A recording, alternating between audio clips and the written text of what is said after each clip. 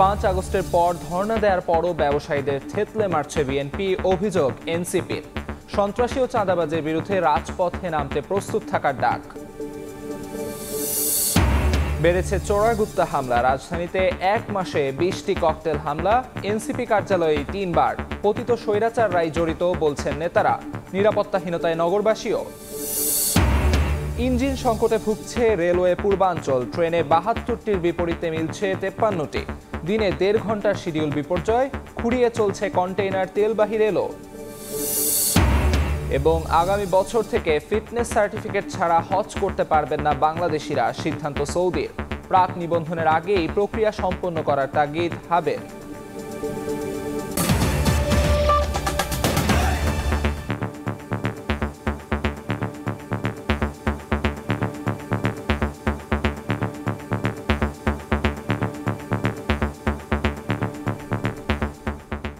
পরিশ্রমের সঙ্গে আছি আমি আমিরুল ইসলাম আলিফ।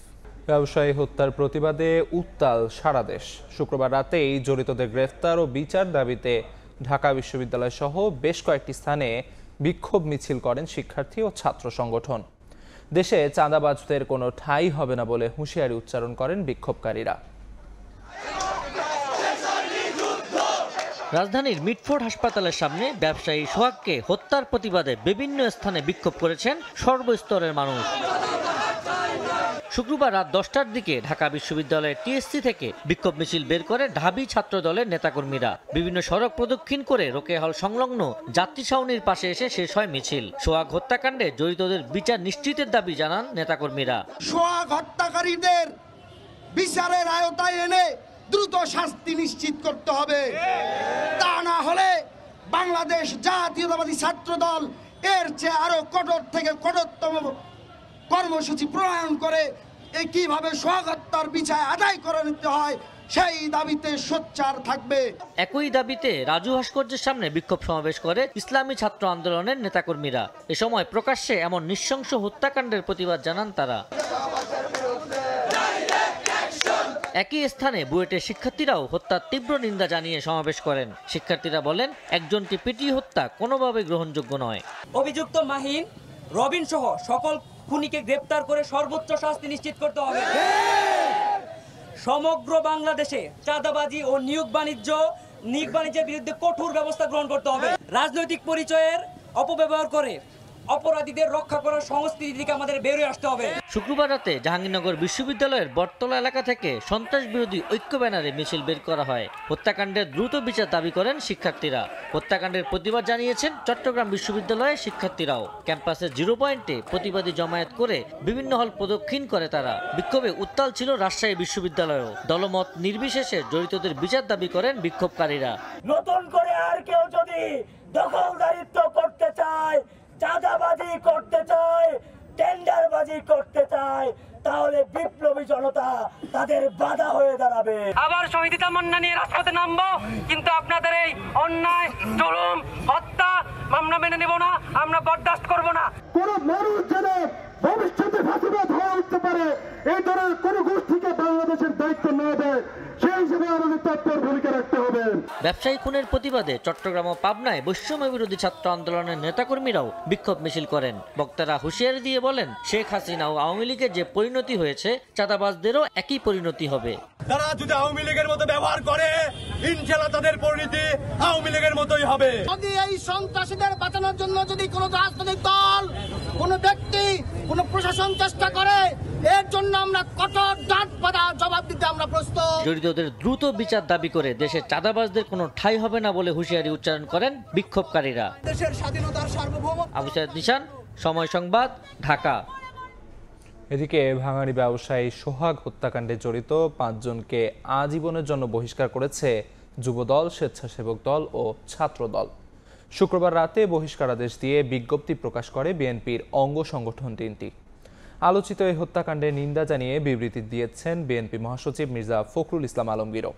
অপরাধীদের দৃষ্টান্তমূলক শাস্তি নিশ্চিতের আহ্বান জানিয়েছেন তিনি। এদিকে বিএনপির স্থায়ী কমিটির সদস্য সালাউদ্দিন আহমদ জানান, এসব ঘটনার বিরুদ্ধে 0 টলারেন্স অবস্থান দলের। জড়িতদের বিরুদ্ধে ব্যবস্থা নেয়ার পরও বিএনপির ওপর দায় চাপানো অপরাজনীতি বলেও মন্তব্য করেন সালাউদ্দিন আহমদ। হত্যার ঘটনায় পরিবারের পক্ষ থেকে দায়ের করা মামলায় অভিযুক্ত যুবদলের কেন্দ্রীয় নির্বাহী কমিটির সাবেক সহ জলবায়ু বিষয়ক সম্পাদক রজ্জব আলী পিন্টু ও ঢাকা মহানগর দক্ষিণ যুবদলের যুগ্ম আহ্বায়ক সাবাহ করিম লাকিকে আজীবনের জন্য বহিষ্কার করে যুবদল। চকবাজার থানা ছাত্রদলের সদস্য সচিব অপু দাস এবং 2018 সালের আগ থেকেই সাংগঠনিক কার্যক্রমে নিষ্ক্রিয় থাকার পরও মাহমুদুল হাসান মাহিনকে আজীবনের জন্য বহিষ্কার করে ছাত্রদল। একই অভিযোগে অভিযুক্ত স্বেচ্ছাসেবক দলের সদস্য কালুকে আজীবন বহিষ্কার করেছে স্বেচ্ছাসেবক দল। শুক্রবার রাতে বহিষ্কারাদেশ দিয়ে বিবৃতি দেয় বিএনপির এই 3 অঙ্গ সহযোগী সংগঠন। যুবদলের সভাপতি আব্দুল মোনায়েম মুন্না ও ছাত্রদলের সাধারণ সম্পাদক নাসির উদ্দিন নাসির সহ বিএনপি এবং এর অঙ্গ সংগঠনের নেতাকর্মীরা সোহাগ হত্যাকাণ্ডের প্রতিবাদ জানান সামাজিক যোগাযোগ মাধ্যমে। আলোচিত এই হত্যাকাণ্ডের নিন্দা জানিয়ে বিবৃতি দিয়েছেন বিএনপি মহাসচিব মির্জা ফখরুল ইসলাম আলমগীর। অপরাধীদের দৃষ্টান্তমূলক শাস্তি নিশ্চিতের আহ্বান জানিয়ে তিনি বলেন, বিএনপির সাংগঠনিক নীতি, আদর্শ ও রাজনীতির সঙ্গে সন্ত্রাস এবং বর্বরতার কোনো সম্পর্ক নেই। এই ঘটনার অবিলম্বে নিরপেক্ষ ও বিশ্বাসযোগ্য তদন্ত নিশ্চিত করতে অন্তর্বর্তী সরকারের প্রতি আহ্বান জানান বিএনপি মহাসচিব। এদিকে তাৎক্ষণিক প্রতিক্রিয়ায় বিএনপির স্থায়ী কমিটির সদস্য সালাউদ্দিন আহমদ বলেন, অপরাধীকে কখনো প্রশ্রয় দেয় না তার দল ও অঙ্গ সহযোগী সংগঠনগুলো। এক্ষেত্রে বিএনপির অবস্থান জিরো টলারেন্স। তবে ব্যবস্থা নেওয়ার পরও বিচ্ছিন্ন ঘটনার দায় বিএনপির ওপর চাপানো অপরাজনীতি ও নোংরা রাজনীতির চর্চা বলেও মন্তব্য করেন তিনি। আমরা এই সমস্ত অনাচারের বিরুদ্ধে জিরো টলারেন্সে আছি। এফআইআর এর কাগজটা হাতে পেয়েছি। যে কয়জনের সাংগঠনিক সম্পৃক্ততা আছে 4-5 জন দেখা গেছে, ছাত্রদল, যুবদল, স্বেচ্ছাসেবক দল, তাদেরকে আজীবনের জন্য বহিষ্কার করা হয়েছে। আইন শৃঙ্খলা বাহিনীকে আমরা অনুরোধ করেছি যাতে তদন্ত করে যাদের সম্পৃক্ততা পাওয়া যাবে সবার বিরুদ্ধে কঠোর আইনানুগ ব্যবস্থা নিশ্চিত করার জন্য। কিন্তু বিভিন্ন বিচ্ছিন্ন ঘটনারও দায় দায়িত্ব দলের উপরে চাপানোর একটা অপরাজনীতির আমরা দেখতে পাচ্ছি। পুরান ঢাকায় ব্যবসায়ী হত্যার ঘটনায় দল মত নির্বিশেষে সবাই প্রতিবাদ জানিয়ে জড়িতদের দৃষ্টান্তমূলক বিচার দাবি করেছেন। আহমেদ সালেহিন, সময় সংবাদ, ঢাকা। 5 আগস্টের পর ধর্ণা দেওয়ার পরও ব্যবসায়ীদের থেতলে মারছে বিএনপি। এমন মন্তব্য করে এনসিপি নেতারা বলেন, দেশবাসী নতুন স্বাধীনতা পেলেও একটি দল ভাবছে তারা চাঁদাবাজি ও লুটপাটের স্বাধীনতা পেয়েছে। এ সময় সন্ত্রাসী ও চাঁদাবাজদের বিরুদ্ধে রাজপথে নামতে প্রস্তুত থাকার ডাক দেন তারা। যশোর ও খুলনায় পদযাত্রা ও সমাবেশে এনসিপি নেতারা আরও বলেন, বিচার সংস্কার ছাড়া নির্বাচনের পরিকল্পনাকারীরাই ষড়যন্ত্রে লিপ্ত।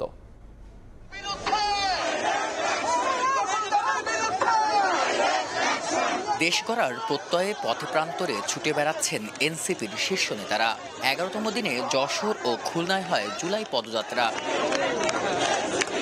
শুক্রবার সন্ধ্যায় বৃষ্টি উপেক্ষা করে খুলনা নগরী শিববাড়ি মোড় থেকে শুরু হয় পদযাত্রা। তেঁতুলতলা ঘুরে আবারও একই স্থানে শেষ হয়। পরে বৃষ্টির মধ্যেই সংক্ষিপ্ত সমাবেশে নেতারা অভিযোগ করেন, 5 আগস্টের পর বিএনপির কাছে ব্যবসায়ীরা ধর্ণা দিলেও তাদের থেতলে মারছে দলটির নেতাকর্মীরা।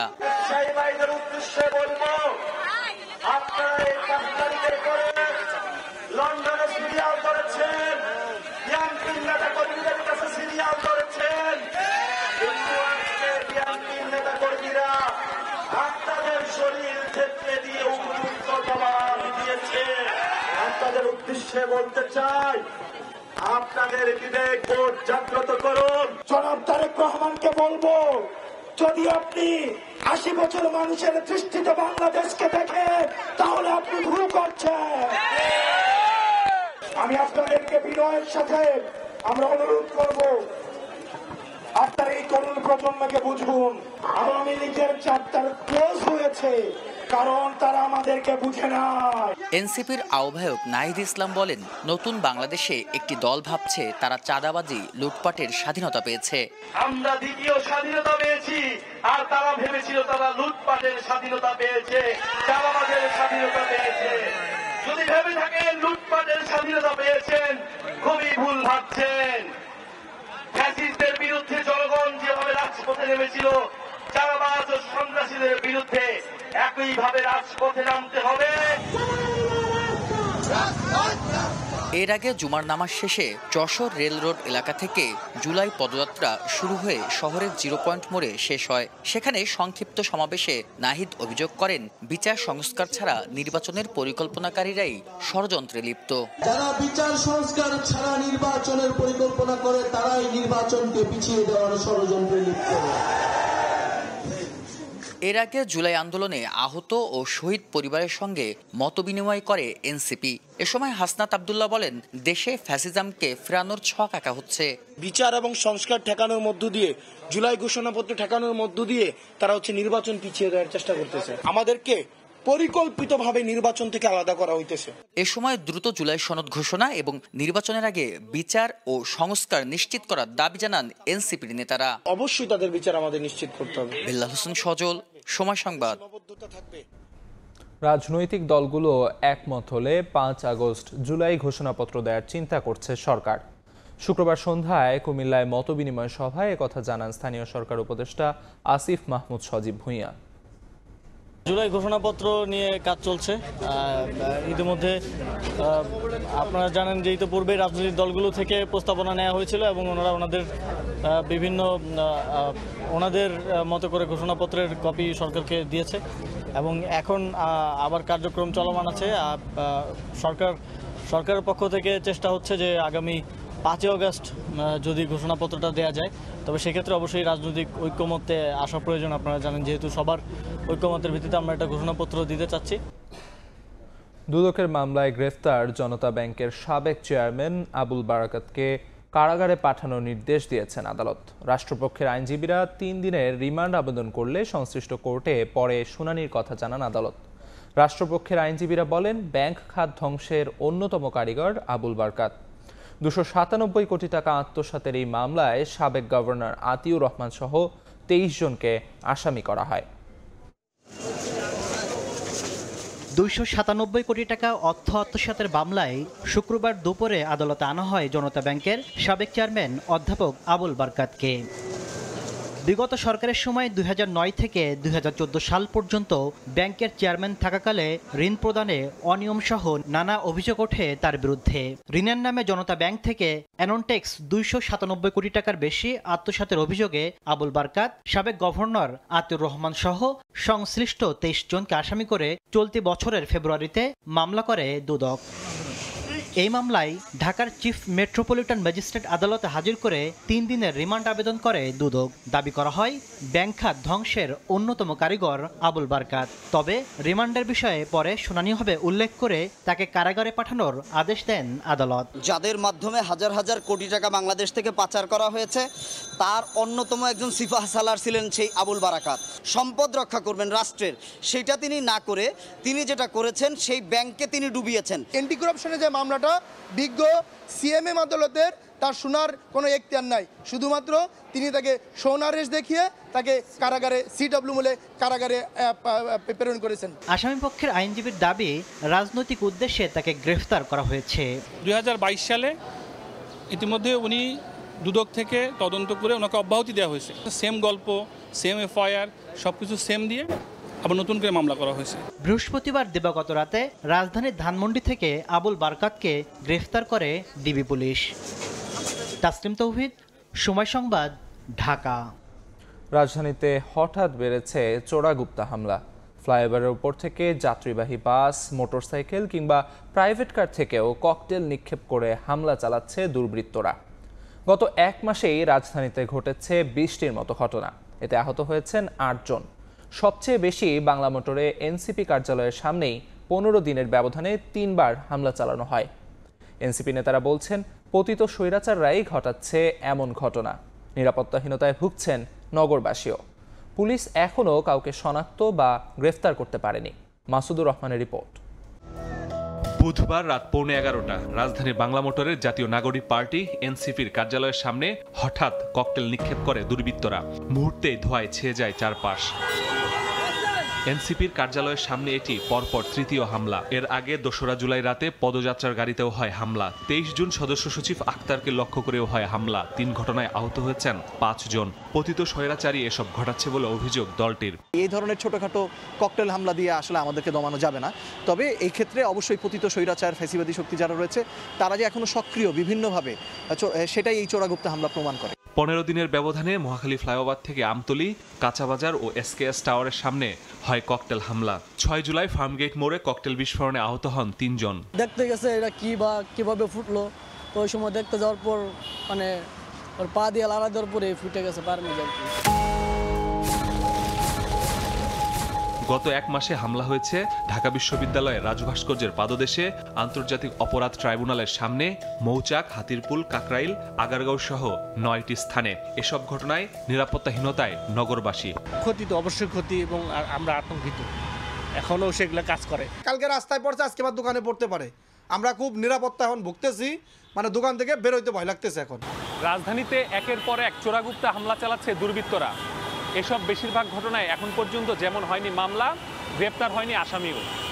এখন প্রশ্ন উঠেছে, তাহলে আইন শৃঙ্খলা বাহিনী এসব ঘটনায় কি গুরুত্ব দিচ্ছে না, নাকি চেষ্টা করেও ধরতে পারছে না আসামি? অপরাধ বিশ্লেষকরা বলছেন, ছোট ছোট চোরাগুপ্তা হামলা করে অপরাধীরা পার পেয়ে গেলে বড় হামলার সংখ্যা তৈরি হয়। ককটেল বিস্ফোরণটা মানে সামনের দিনে ককটেলের মধ্যে কি সীমিত থাকবে, বা এটাকে নিয়ন্ত্রণ করা সম্ভব হবে কিনা, নাকি এটি আসলে বড় সহিংসতার একটা পূর্বাভাস? এই প্রসঙ্গগুলো আসলে গুরুত্ব দিয়ে আইন শৃঙ্খলা বাহিনী এদেরকে খুঁজে বের করা, আইনের মুখোমুখি করা। তবে পুলিশের দাবি, তারা গুরুত্ব দিয়েই তদন্ত করছে। জড়িতরা দ্রুতই আসবে আইনের আওতায়। জনজীবনে একটা আতঙ্ক সৃষ্টি করার চেষ্টা করছে। যারা এই কাজগুলোতে জড়িত থাকুক তাদেরকে আইনের আওতায় আসতে হবে। আমি মনে করি এগুলো একটা বিচ্ছিন্ন ঘটনা, এবং এই সংক্রান্তে আমাদের গোয়েন্দা নজরদারি অব্যাহত রয়েছে। বেশিরভাগ হামলাই হচ্ছে রাত ৮টা থেকে ১১টার মধ্যে। এ সময় টহল বাড়ানোর কথা জানিয়েছে ডিএমপি। মাসুদুর রহমান, সময় সংবাদ, ঢাকা। মালয়েশিয়ায় গ্রেফতার বাংলাদেশি নাগরিকদের বিরুদ্ধে জঙ্গিবাদের অভিযোগে তদন্ত করবে ঢাকা। শুক্রবার মালয়েশিয়ার পররাষ্ট্রমন্ত্রীর সঙ্গে দ্বিপাক্ষিক বৈঠকে কথা জানান পররাষ্ট্র উপদেষ্টা মোহাম্মদ তৌহিদ হোসেন। স্থানীয় সময় শুক্রবার কুয়ালালামপুরে ৩২তম আসিয়ান আঞ্চলিক ফোরামের পররাষ্ট্রমন্ত্রী পর্যায়ের বৈঠক অনুষ্ঠিত হয়। এর ফাঁকে মালয়েশিয়ার পররাষ্ট্রমন্ত্রী হাজি মোহাম্মদ বিন হাজি হাসানের সঙ্গে দ্বিপাক্ষিক বৈঠকে অংশ নেন বাংলাদেশের পররাষ্ট্র উপদেষ্টা মোহাম্মদ তৌহিদ হোসেন। এ সময় জঙ্গিবাদে জড়িত সন্দেহে মালয়েশিয়ায় গ্রেফতার বাংলাদেশিদের বিষয়ে জোরালো তদন্তের আশ্বাস দেন তিনি। সন্ত্রাসবাদের বিরুদ্ধে অন্তর্বর্তী সরকারের দৃঢ় অবস্থান পুনর্ব্যক্ত করেন পররাষ্ট্র উপদেষ্টা। জঙ্গিবাদে জড়িত সন্দেহে গ্রেফতার বাংলাদেশিদের বিরুদ্ধে তদন্তে মালয়েশিয়ার সাহায্য চান তিনি। মালয়েশিয়ার পররাষ্ট্রমন্ত্রী বাংলাদেশকে সহযোগিতার আশ্বাস দেন। এছাড়াও পররাষ্ট্র উপদেষ্টা তৌহিদ হোসেন যুক্তরাজ্যের পররাষ্ট্রমন্ত্রী ডেভিড ল্যামি, নিউজিল্যান্ডের পররাষ্ট্রমন্ত্রী উইনস্টন পিটার্স, শ্রীলঙ্কার পররাষ্ট্রমন্ত্রী হন ভিজিথা হেরাত এবং দক্ষিণ কোরিয়ার ভাইস মিনিস্টার পার্ক ইউনজোর সঙ্গে বিভিন্ন ইস্যুতে আলোচনা করেন। এর মধ্যে ছিল বাংলাদেশের চলমান সংস্কার, রোহিঙ্গা সংকট এবং স্বল্পোন্নত দেশ থেকে উত্তরণের পরের সহায়তা। বাংলাদেশ ২০২৬ সাল থেকে এআরএফ এর সদস্য এবং বর্তমানে সন্ত্রাসবাদ দমন ও আন্তর্জাতিক অপরাধ এবং দুর্যোগ ও ত্রাণ বিষয়ে সহ সভাপতিত্ব করছে। পররাষ্ট্র উপদেষ্টা এআরএফ বৈঠকে রোহিঙ্গা সংকটের প্রতি আরও মনোযোগ দেওয়ার এবং বাংলাদেশের সেক্টরাল ডায়ালগ পার্টনার হওয়ার আবেদনকে ইতিবাচকভাবে বিবেচনার আহ্বান জানান। এ সময় পররাষ্ট্র উপদেষ্টার সঙ্গে ছিলেন মালয়েশিয়ায় নিযুক্ত বাংলাদেশের হাই কমিশনার মোহাম্মদ শামীম আহসান, পররাষ্ট্র মন্ত্রণালয়ের মহাপরিচালক মোহাম্মদ ফরহাদুল ইসলাম। সময় সংবাদ, মালয়েশিয়া। মারাত্মক ইঞ্জিন বা লোকোমোটিভ সংকটে ভুগছে রেলওয়ে পূর্বাঞ্চল। যাত্রীবাহী ট্রেন চলাচলের জন্য প্রতিদিন কমপক্ষে ৭২টি ইঞ্জিনের চাহিদা থাকলেও পাওয়া যাচ্ছে মাত্র ৫৩টি ইঞ্জিন। যে কারণে ট্রিপ শেষ করে আসা ইঞ্জিনগুলোর যেমন বিশ্রাম মিলছে না, তেমনি প্রতিটি ট্রেনকে ১ থেকে ১.৫ ঘন্টা দেরিতে চলতে হচ্ছে। একইভাবে ইঞ্জিন সংকটের মুখে বিপর্যস্ত হচ্ছে কন্টেইনার ও তেলবাহী ট্রেন চলাচলও।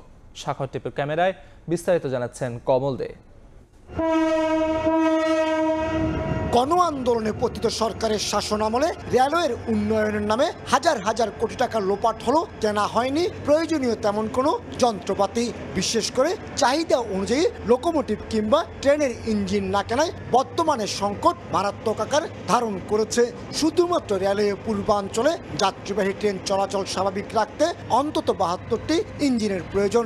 তার বিপরীতে প্রতিদিন ইঞ্জিন পাওয়া যায় মাত্র 53টি।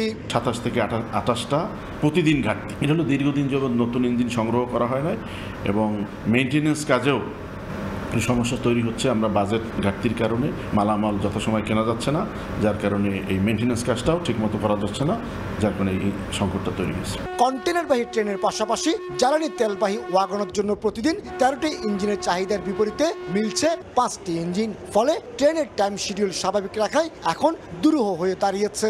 বিশেষ করে চট্টগ্রাম থেকে জামালপুর, চট্টগ্রাম থেকে সিলেটগামী ট্রেনের শিডিউল বিপর্যয় হচ্ছে সবচেয়ে বেশি।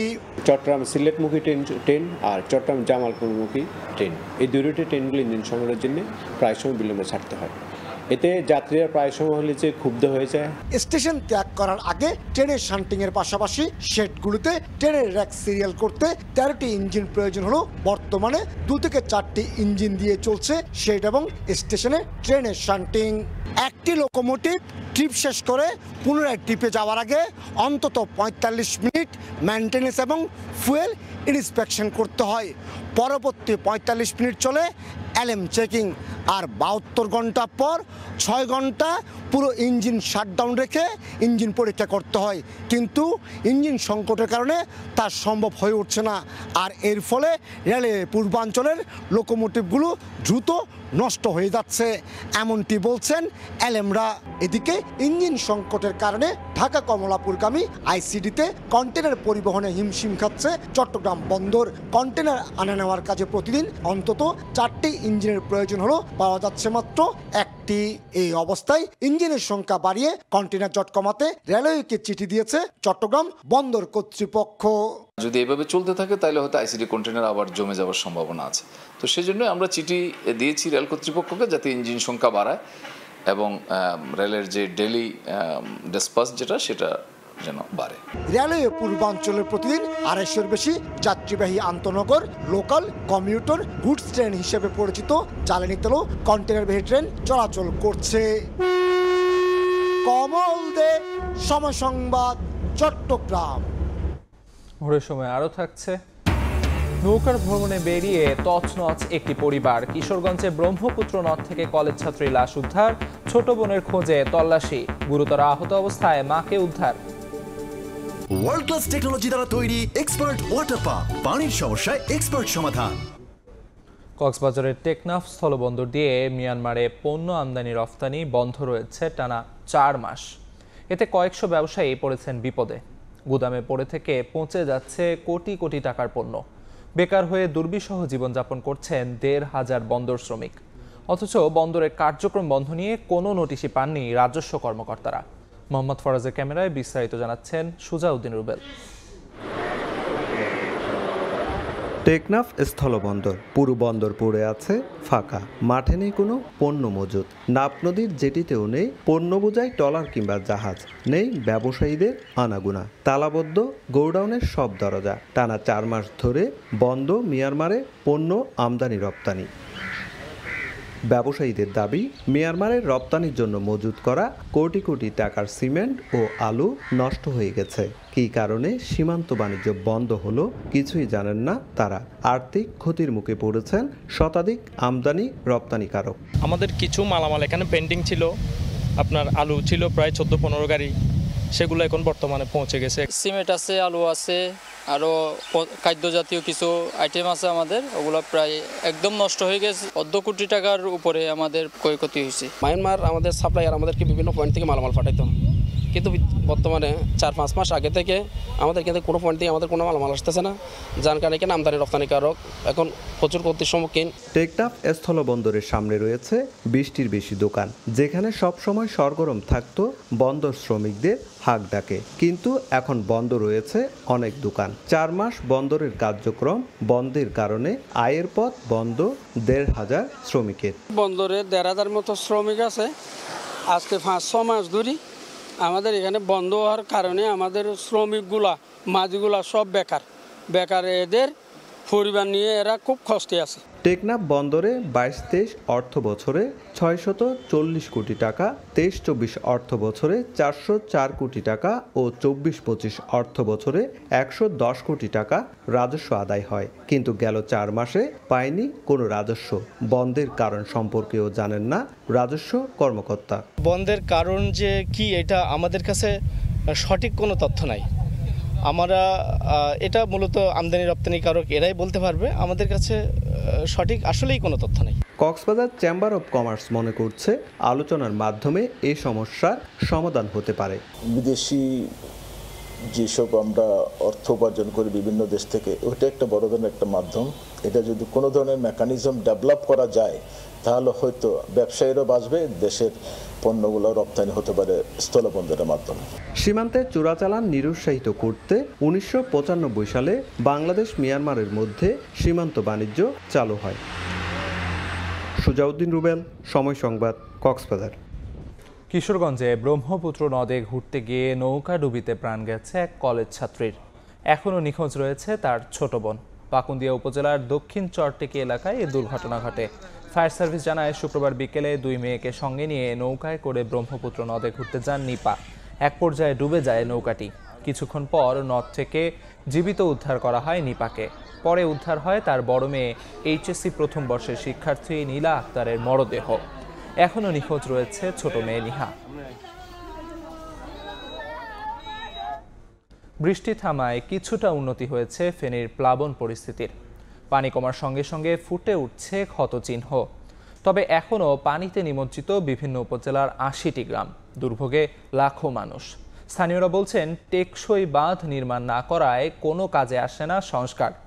ফেনী থেকে সহকর্মী আতিয়ার সজরকে সঙ্গে নিয়ে বিস্তারিত জানাচ্ছেন মনির হোসেন, ছবি তুলেছেন মোহাম্মদ শাহজাহান ও মোবারক শুভ।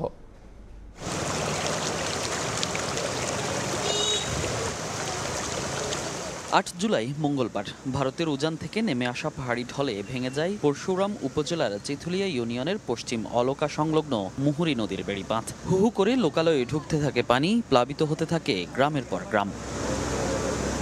বেড়িবাঁধের পাশেই ঘর ছিল এই ইউনিয়নের বাসিন্দা মাসুমের। চোখের পলকেই পানিতে ভেসে যায় 2টি ঘর সহ শেষ সম্বলটুকু। অসহায় চোখে দাঁড়িয়ে দেখা ছাড়া উপায় ছিল না তার। সব হারিয়ে নিঃস্ব মাসুমের পরিবার এখন আশ্রিত অন্য কোথাও। 15টা বছর আমরা একবারে জর্জীর্ণ হয়ে গেছি, আমরা একবারে নিঃশেষ হয়ে গেছি। তবে এবারই প্রথম নয়, বিগত 10 বছর ধরেই একই চিত্র দেখে আসছেন এই এলাকার বাসিন্দারা। টানা আজকে 10 বছর এই প্রত্যেকটা স্পট, এই যে দেখেন প্রত্যেকটা স্পট শুধু ভাঙন আর ভাঙন। 2টা ঘরে আসিল থাকার জায়গা, শেষটুকু এটা হঠাৎ করে সবগুলা নদীর বাড়িবাঁধ ভাঙে চূর্ণ বিচূর্ণ হয়ে গেছে। স্থানীয়রা বলছেন মুহুরী নদীর উপর নির্মিত পুরাতন সেতুগুলোর কারণে ঠিকভাবে সরতে পারে না পানি, আর সে প্রভাব পড়ে লোকালয়ে। তাই স্থায়ী বেড়িবাঁধের পাশাপাশি সেতু সংস্কারের দাবি তাদের। আমাদের ত্রাণের প্রয়োজন না, আমরা স্থায়ী বেড়িবাঁধ চাই। এই বাঁধটা যদি হয় আমাদের এই অঞ্চলের এই এলাকার মানুষের সবাই ভালো হবে। গত কয়েকদিনের তুলনায় ফেনীতে বন্যা পরিস্থিতির কিছুটা উন্নতি হলেও এখনও পানিবন্দী প্রায় 1.5 লাখ বাসিন্দা। গত কয়েকদিনের তুলনায় ফেনীতে বন্যা পরিস্থিতি কিছুটা উন্নতি হলেও এখনও পানিবন্দী প্রায় 1.5 লাখ বাসিন্দা। স্থানীয়রা বলছেন এই সমস্যার যেহেতু ভবিষ্যতে আবার পড়তে না হয় তার জন্য প্রয়োজন টেকসই স্থায়ী বাঁধ নির্মাণ। ফেনীর ছাগলনাইয়া থেকে মনির হোসেন, সময় সংবাদ। শরীয়তপুরে আগ্রাসী রূপে পদ্মা। ইতোমধ্যে নদী গর্ভে চলে গেছে পদ্মা সেতুর পূর্ব পাশের কনস্ট্রাকশন ইয়ার্ড বাঁধের 480 মিটার অংশ। ভাঙন হুমকিতে জাজিরার মাঝিরঘাট এলাকার বাসিন্দারা। পানি উন্নয়ন বোর্ড জিও ব্যাগ ফেললেও এরই মধ্যে 20টি পরিবার সব হারিয়েছে। জাজিরা ঘুরে বিস্তারিত জানাচ্ছেন শফিকুজ্জামান রুবেল, ক্যামেরায় ছিলেন নুরুল আলম নয়ন। পদ্মা সেতু ঘিরে নদীরক্ষা বাঁধ পদ্মার আগ্রাসন থেকে কিছুটা হলেও নিস্তার দেবে এমন বিশ্বাস ছিল শরীয়তপুরের জাজিরার মাঝিরঘাট এলাকার বাসিন্দাদের। তবে গেল কয়েকদিনে নদীর তাণ্ডবে সে আস্থা হারিয়ে গেছে এ অঞ্চলের মানুষের। ঝুঁকিতে পড়েছে পদ্মা সেতুর পূর্ব পাশের বিস্তীর্ণ জনপদ, কারণ সেতু ঘিরে 2 কিলোমিটার এলাকা জুড়ে কনস্ট্রাকশন ইয়ার্ড বাঁধের প্রায় 500 মিটার এখন অরক্ষিত। ইতিমধ্যেই নদীতে বিলীন হয়েছে 20টি বসত বাড়ি, 15টি দোকান। ভাঙন আতঙ্কে শতাধিক পরিবার বাড়িঘর সরিয়ে নিচ্ছেন অন্যত্র। কষ্ট মষ্ট করে একটু জায়গা কিনে একটু বাড়ি করছি, বাড়ি করে একটু ঘর দুয়ার যাইও কুড়াইছি, কতকাল রইলাম। এরপরে সেদিন কালা রাত আসরুক্তের পর দিয়া দেখি কি এম বাঙ্গা বাংতাছে, বাঙ্গনের তো ওখানে আমাকে গিরা কাপুড়ে গেছে, টেনশন আমার থাকার কাদানে আমরা শেষ। এই বাড়ি যদি নদী বিলীন হয়ে যায়, এখানে যায় যে এক কাটা রাইখা একটা ফিরে গরুটা, এই সামর্থ্য আর আমার নাই, আমার সর্বশেষ নিঃস্ব হয়ে গেছে। সরকারের কাছে আমাকে এই দাবি রইল যে আমাকে এই বেরি ভান্ডার হ্যান্ডা একটু মজবুত করে দেয়, আমরা জানি টুরি বসত করে থাকতে পারি। পানি উন্নয়ন বোর্ড বলছে পদ্মা সেতু নির্মাণের পর মাওয়া ও মাঝির ঘাটের মধ্যবর্তী স্থানের চর আরো প্রশস্ত হতে থাকে। এতে এক পাশ শুরু হয়ে পানির চাপ বাড়ে মাঝির ঘাট চ্যানেলে। তাদের দাবি, প্রবল স্রোতের সেই চাপ নিতে না পেরেই ভাঙন এত ভয়াবহ রূপ নিয়েছে। এখান থেকে মাঝির ঘাট বাজার পর্যন্ত 500 মিটার অংশে যে ভাঙনটা, এর ম্যাক্সিমামটাই আমরা কভার করতে পেরেছি। এবং আমাদের এই ভাঙনের যে তীব্রতা বর্তমানে আছে, যেখানে আমরা কাজ করছি সেখানে ভাঙন মোটামুটি রোধ করতে পেরেছি আমরা। এবং এই ডাম্পিংটা আমরা চলমান রাখবো এবং আশা করছি যে বর্ষার শেষ পর্যন্ত আমরা মোটামুটি এটা কাভার দিতে পারবো। নদী ভাঙন রোধে কার্যকর উদ্যোগ না নিলে শুধু জনপদই নয়, হুমকির মুখে পড়বে পদ্মা সেতুর কাঠামো, এমন আশঙ্কা স্থানীয়দের। পদ্মার আগ্রাসনে কংক্রিটের বেড়িবাঁধেই যেখানে মুহূর্তে ভেঙে গেছে, সেখানে পানি উন্নয়ন বোর্ডের এই জিওব্যাগ কতটা প্রতিরোধ গড়ে তুলতে পারবে তা নিয়েও শঙ্কা স্থানীয়দের। তবে তাদের এই প্রচেষ্টায় আশার আলো দেখছেন এখন ঝুঁকিতে থাকা বাসিন্দারা। শফিকুজ্জামান রুবেল, সময় সংবাদ, মাঝির ঘাট, শরীয়তপুর। খাগড়াছড়ির দীঘিনালায় পাহাড়ি ঢলে মাইনী নদীর পানি বেড়ে নিম্নাঞ্চলের 10টি গ্রাম প্লাবিত হয়েছে। উপজেলার 2 আশ্রয় কেন্দ্রে ঠাঁই নিয়েছেন শতাধিক পরিবার। এসব পরিবারের মাঝে মানবিক সহায়তা হিসেবে চিকিৎসা সেবা ও বিনামূল্যে ওষুধ প্রদান করছে সেনাবাহিনী। গতকাল বিকেলে দীঘিনালার ছোট মেরুং বাজার সরকারি প্রাথমিক বিদ্যালয় আশ্রয় কেন্দ্রে সেনাবাহিনীর দীঘিনালা জোন এ কর্মসূচি পরিচালনা করেন। পরিস্থিতি বিবেচনায় মানবিক কার্যক্রম ধারাবাহিক রাখার কথা জানান সেনা কর্মকর্তারা।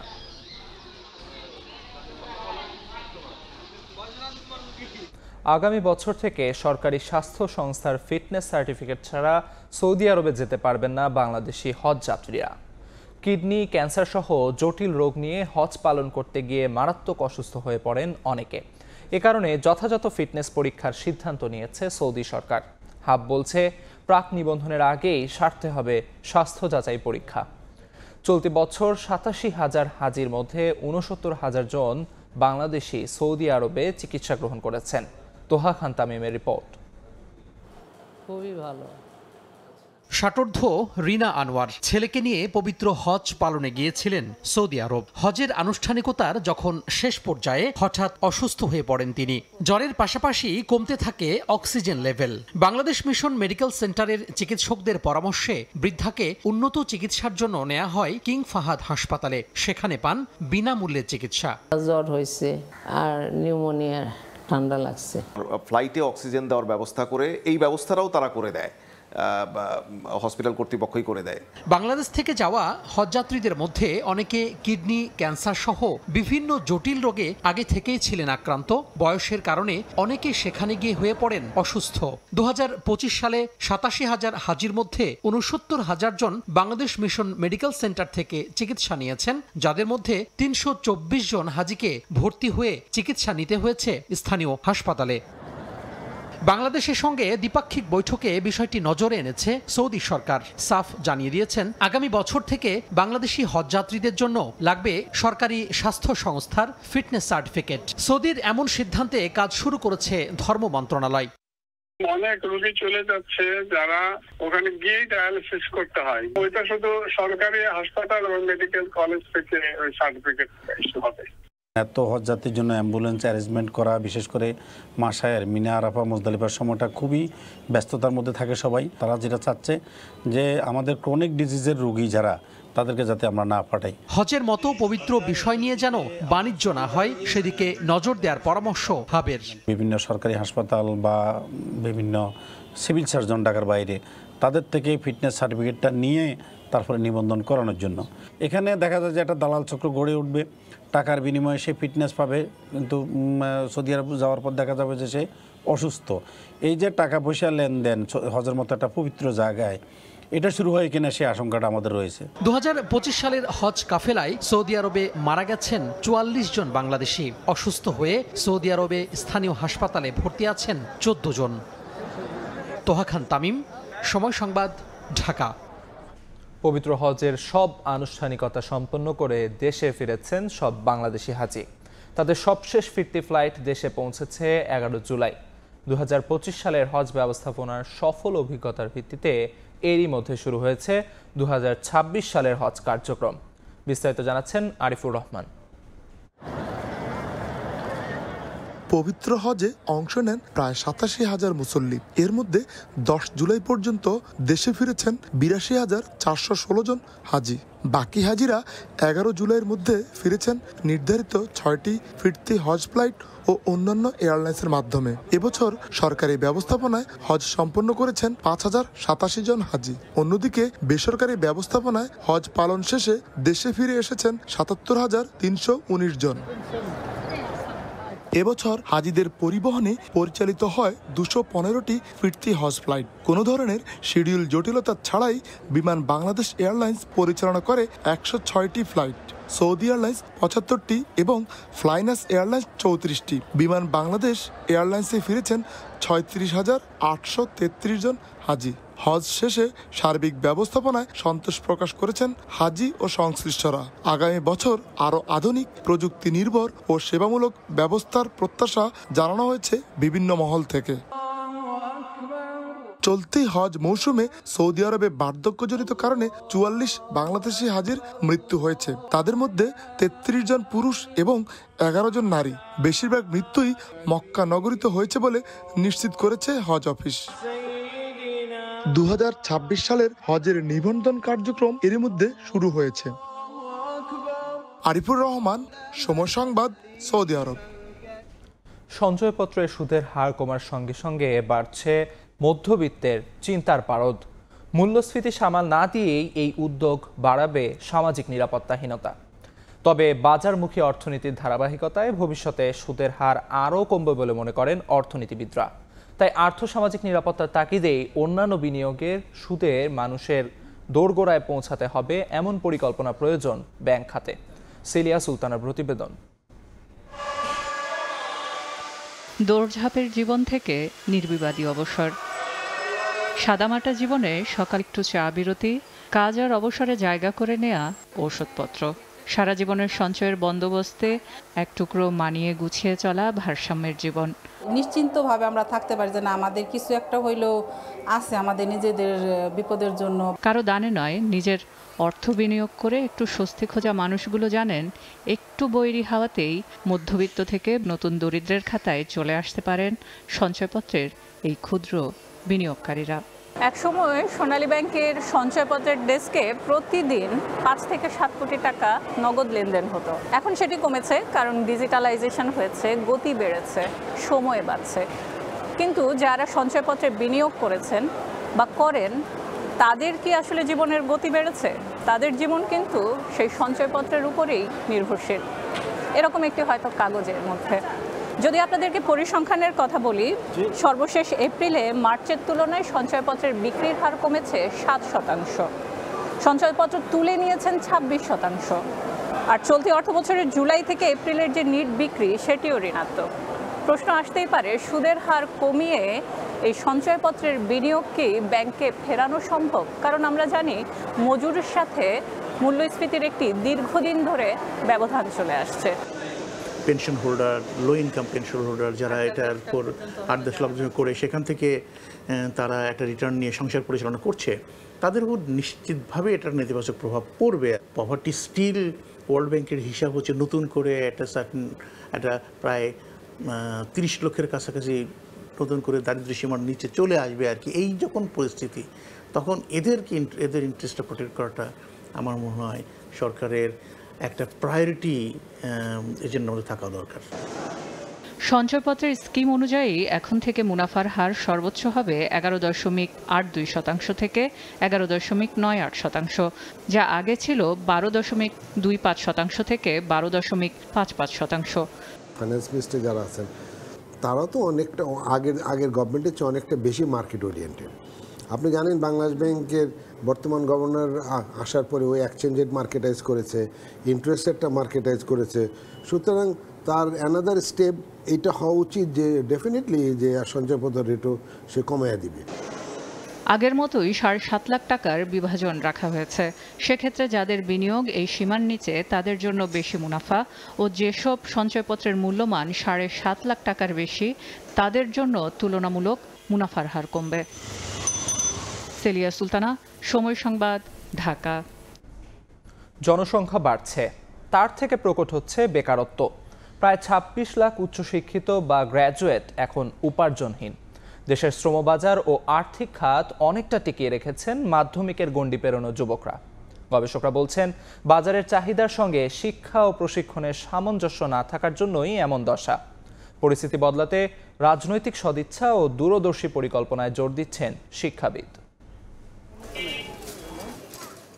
মানিক মিয়ার ছোট্ট সংসারের ভবিষ্যৎ যেন করাইল বস্তির বাইরে পা বাড়ায় না। ছেলেটিকে শিক্ষিত করতে পারলে তবেই হয়তো সম্ভব ছিল। মানিক মিয়ার অভিজ্ঞতায় এই বস্তিতে প্রাইমারি স্কুলের গণ্ডি পেরোনারাও যোগ্যতা অনুযায়ী কাজ পাননি। সক্ষমতা কাজে না লাগানোর এই পরিস্থিতি পুঁথিবিদ্যার সহজ ভাষায় শ্রমশক্তির অপচয়। একদিন দিন মজুরি কাজ করলাম, করে 2 দিন বয়ে গেলাম। বাজারের সাথে তাল রেখে শ্রমশক্তি তৈরি না হওয়ায় বড় শ্রমশক্তির ঘাটতি থেকে গেছে শ্রমবাজারে। আবার উপার্জনহীন উচ্চশিক্ষিতের সংখ্যা 1.5 দশকে বেড়ে হচ্ছে দ্বিগুণ। শিল্পবাজারের উচ্চ পর্যায়ে এখনও বিদেশি নির্ভর। সব বাজি রেখে অভিবাসী হচ্ছেন অদক্ষ শ্রমিক। বিআইডিএসের গবেষণা বলছে, আর্থিক ও সামাজিক খাতে এখন নেতৃত্ব দিচ্ছে মাধ্যমিক গণ্ডি পেরোনো যুবকরা। আমাদের ইন্ডাস্ট্রির স্ট্রাকচারটা যেমন, সেই স্ট্রাকচারের সাথে সামঞ্জস্যপূর্ণ লেবার ফোর্স আমরা তৈরি করতে পারিনি। সেটা আমার মিসম্যাচ, যেটা আমার একটা বড় মিসম্যাচ, স্কিলের একটা বড় অভাব আছে। কিন্তু আসলেই আমাদের সোসাইটিতে কতটুকু কী ধরনের স্কিল দরকার সেটা তো একজনের বসে জিনিসটা বুঝতে হবে। 24 জুলাইয়ের ছাত্র আন্দোলনের শুরু ছিল বৈষম্য নিরোধের দাবিতে। সমাজ গঠনের অংশীদারিত্ব হবে সাম্য ও ন্যায্যতা প্রতিষ্ঠা ও সমবন্টনের। শিক্ষাবিদরা মনে করেন, বেকারত্ব দূরে শিক্ষা, স্বাস্থ্য, প্রশিক্ষণ ছাড়াও রাজনৈতিক সদিচ্ছার প্রয়োজন। এখানে তো অভিজ্ঞতা থেকে কেউ শেখে না, যেগুলো ভুল প্রমাণিত হয়েছে আমাদের। ভবিষ্যতে যাতে সেই ভুল রিপিটেড না হয়, আমরা সেই দিকে লক্ষ্য রেখে কাজ করব, এবং সেইভাবে কাজ করলেই তো আসলে এই কি হয়, সমস্যার সমাধান হয়। জনমিতিক লভ্যাংশ বা ডেমোগ্রাফিক ডিভিডেন্ড হলো একটি দেশের নির্ভরশীল মানুষের তুলনায় কর্মক্ষম মানুষের সংখ্যা বেশি হবে, যার উপর নির্ভর করে চীন, মালয়েশিয়া এবং দক্ষিণ কোরিয়ার মতো দেশগুলো জনসম্পদকে কাজে লাগিয়ে আজকের এই অবস্থায় পৌঁছেছে। বাংলাদেশও কিন্তু এই জনমিতিক লভ্যাংশ পেতে পারে 2040 সাল পর্যন্ত। এজন্য অবশ্য বাংলাদেশকে শিক্ষা, স্বাস্থ্য এবং প্রশিক্ষণ খাতে যেমন ব্যয় বাড়াতে হবে, ঠিক একইভাবে কর্মসংস্থান সৃষ্টি এবং দক্ষ জনবলও সৃষ্টি করতে হবে। সেলিয়া সুলতানা, সময় সংবাদ, ঢাকা। ভোরের সময় এই ছিল আমার কাছে। পরবর্তী সংবাদগুলো জানাতে সঙ্গে থাকবেন গোলাম রাব্বি। আলিফ, আপনাকে ধন্যবাদ। রাজধানীর সূত্রাপুরে বিস্ফোরণে একই পরিবারের 5 জন দগ্ধ হয়েছেন। তাদের জাতীয় বার্ন ও প্লাস্টিক সার্জারি ইনস্টিটিউটে ভর্তি করা হয়েছে। চিকিৎসক জানিয়েছেন সবার অবস্থা আশঙ্কাজনক। ধারণা করা হচ্ছে কয়েল থেকে কেরোসিন তেলের গ্যালনে আগুন লেগে এই বিস্ফোরণ হয়। রাজধানীর সূত্রাপুরের কাগজিটোলার 5তলা এই বাড়িটির নিচতলায় পরিবার নিয়ে ভাড়া থাকতেন ভ্যানচালক রিপন। শুক্রবার মধ্যরাতে বিকট শব্দ শুনে প্রতিবেশীরা ঘরের ভেতর প্রচণ্ড আগুন এবং ধোঁয়া দেখতে পান। দরজা ভেঙে উদ্ধার করেন রিপন, তার স্ত্রী চাঁদনি, ছেলে তামিম, রোকন ও 1.5 বছরের মেয়ে আয়েশাকে। পরে তাদের ভর্তি করা হয় জাতীয় বার্ন ও প্লাস্টিক সার্জারি ইনস্টিটিউটে। ভিতরে ধোঁয়া ভরা, যখন গেট ভাঙ্গা বের করছে, ওনাদেরকে বের করে নিয়ে কাপড়গুলো জ্বলতে আছে। কয়েলের থেকে হইতে পারে, আগুন লাগতে পারে, যেহেতু গ্যাস বেরোতে পারেনি, হাওয়া এর থেকে হয়ে গেছে। আগুন লাগার এর থেকে গ্লাসগুলো ফাটছে, এই জন্য একটা শব্দ হতে পারে। আহতদের সবারই শ্বাসনালী পুড়ে গেছে বলে জানান চিকিৎসক। আগুনের সবচেয়ে বেশি পুড়েছে শিশু আয়েশার 63%, বাকিদের শরীরও 42 থেকে 60% দগ্ধ।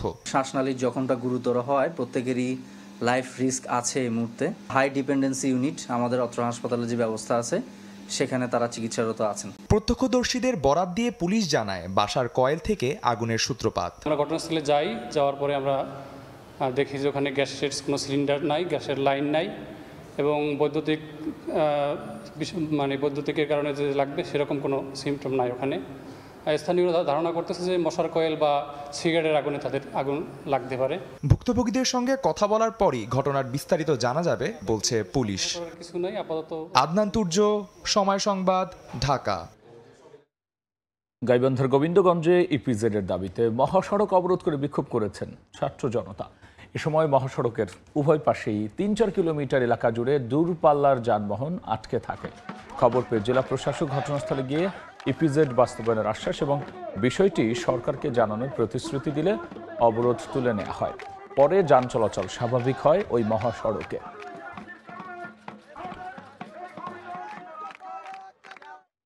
সুনামগঞ্জে কোটি টাকা মূল্যের ভারতীয় কসমেটিক্স ও ওষুধের চালান জব্দ করেছে বিজিবি।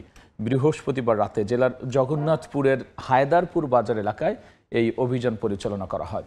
এ সময় ভারত থেকে অবৈধভাবে নিয়ে আসা বিপুল পরিমাণ কসমেটিক্স ও পশু খাদ্য, ওষুধ, বিভিন্ন প্রসাধনী জব্দ করে বিজিবি। এদিকে শেরপুরে র্যাবের অভিযানে নলিতাবাড়ি সীমান্ত দিয়ে আসা 260 বোতল বিদেশি মৎস্য একটি পিকআপ ভ্যান জব্দ করা হয়। 9 বছর ধরে কুমিল্লার বাখরাবাদ গ্যাস অফিস থেকে কোটবাড়ি বিশ্ব রোড পর্যন্ত হয় না সংস্কার। প্রায় 7 কিলোমিটার সড়ক এখন খানাখন্দে ভরা। এতে চরম দুর্ভোগ পৌরবাসীর। কর্তৃপক্ষ বলছে সড়ক সংস্কারে বড় প্রকল্প হাতে নেওয়া হয়েছে। বাহার রায়হানের তথ্য ও চিত্রে দেখব রিপোর্ট। খানাখন্দে ভরা সড়কে বৃষ্টির পানি জমে বেহাল অবস্থা। মাঝে মধ্যেই গর্তে পড়ে পারে যাত্রী ভোগান্তি, ঘটে দুর্ঘটনাও।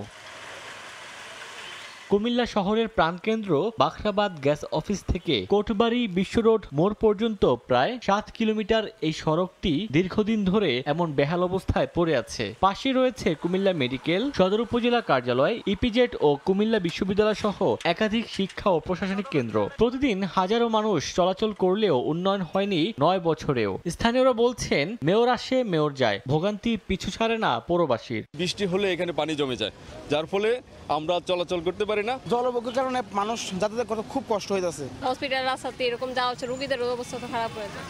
একটা ইমার্জেন্সি রোডে যেরকম একটা অ্যাম্বুলেন্সে যাবো, এটারও তো অবস্থা ভালো না। কোনো উন্নয়ন হয় না, মানুষের দুর্দশার লাই গিয়ে রয়েছে। যে সরকারি আসে আমরা এর কোনো ফলাফল দেখি না। রাস্তাটা সংস্কার করা দরকার, খুব দ্রুত এবং ভালো মানের কাজ করা দরকার। পৌর কর্তৃপক্ষ বলছে সড়কটির সংস্কারে একটি বড় প্রকল্প হাতে নেওয়া হয়েছে, তবে ভোগান্তি কমাতে শিগগিরই শুরু হবে প্রাথমিক মেরামতের কাজ। পিএমপি বলে একটা প্রোগ্রাম আছে, আমরা সেই পিএমপিতে অন্তর্ভুক্তির জন্য এটা চেষ্টা করছি।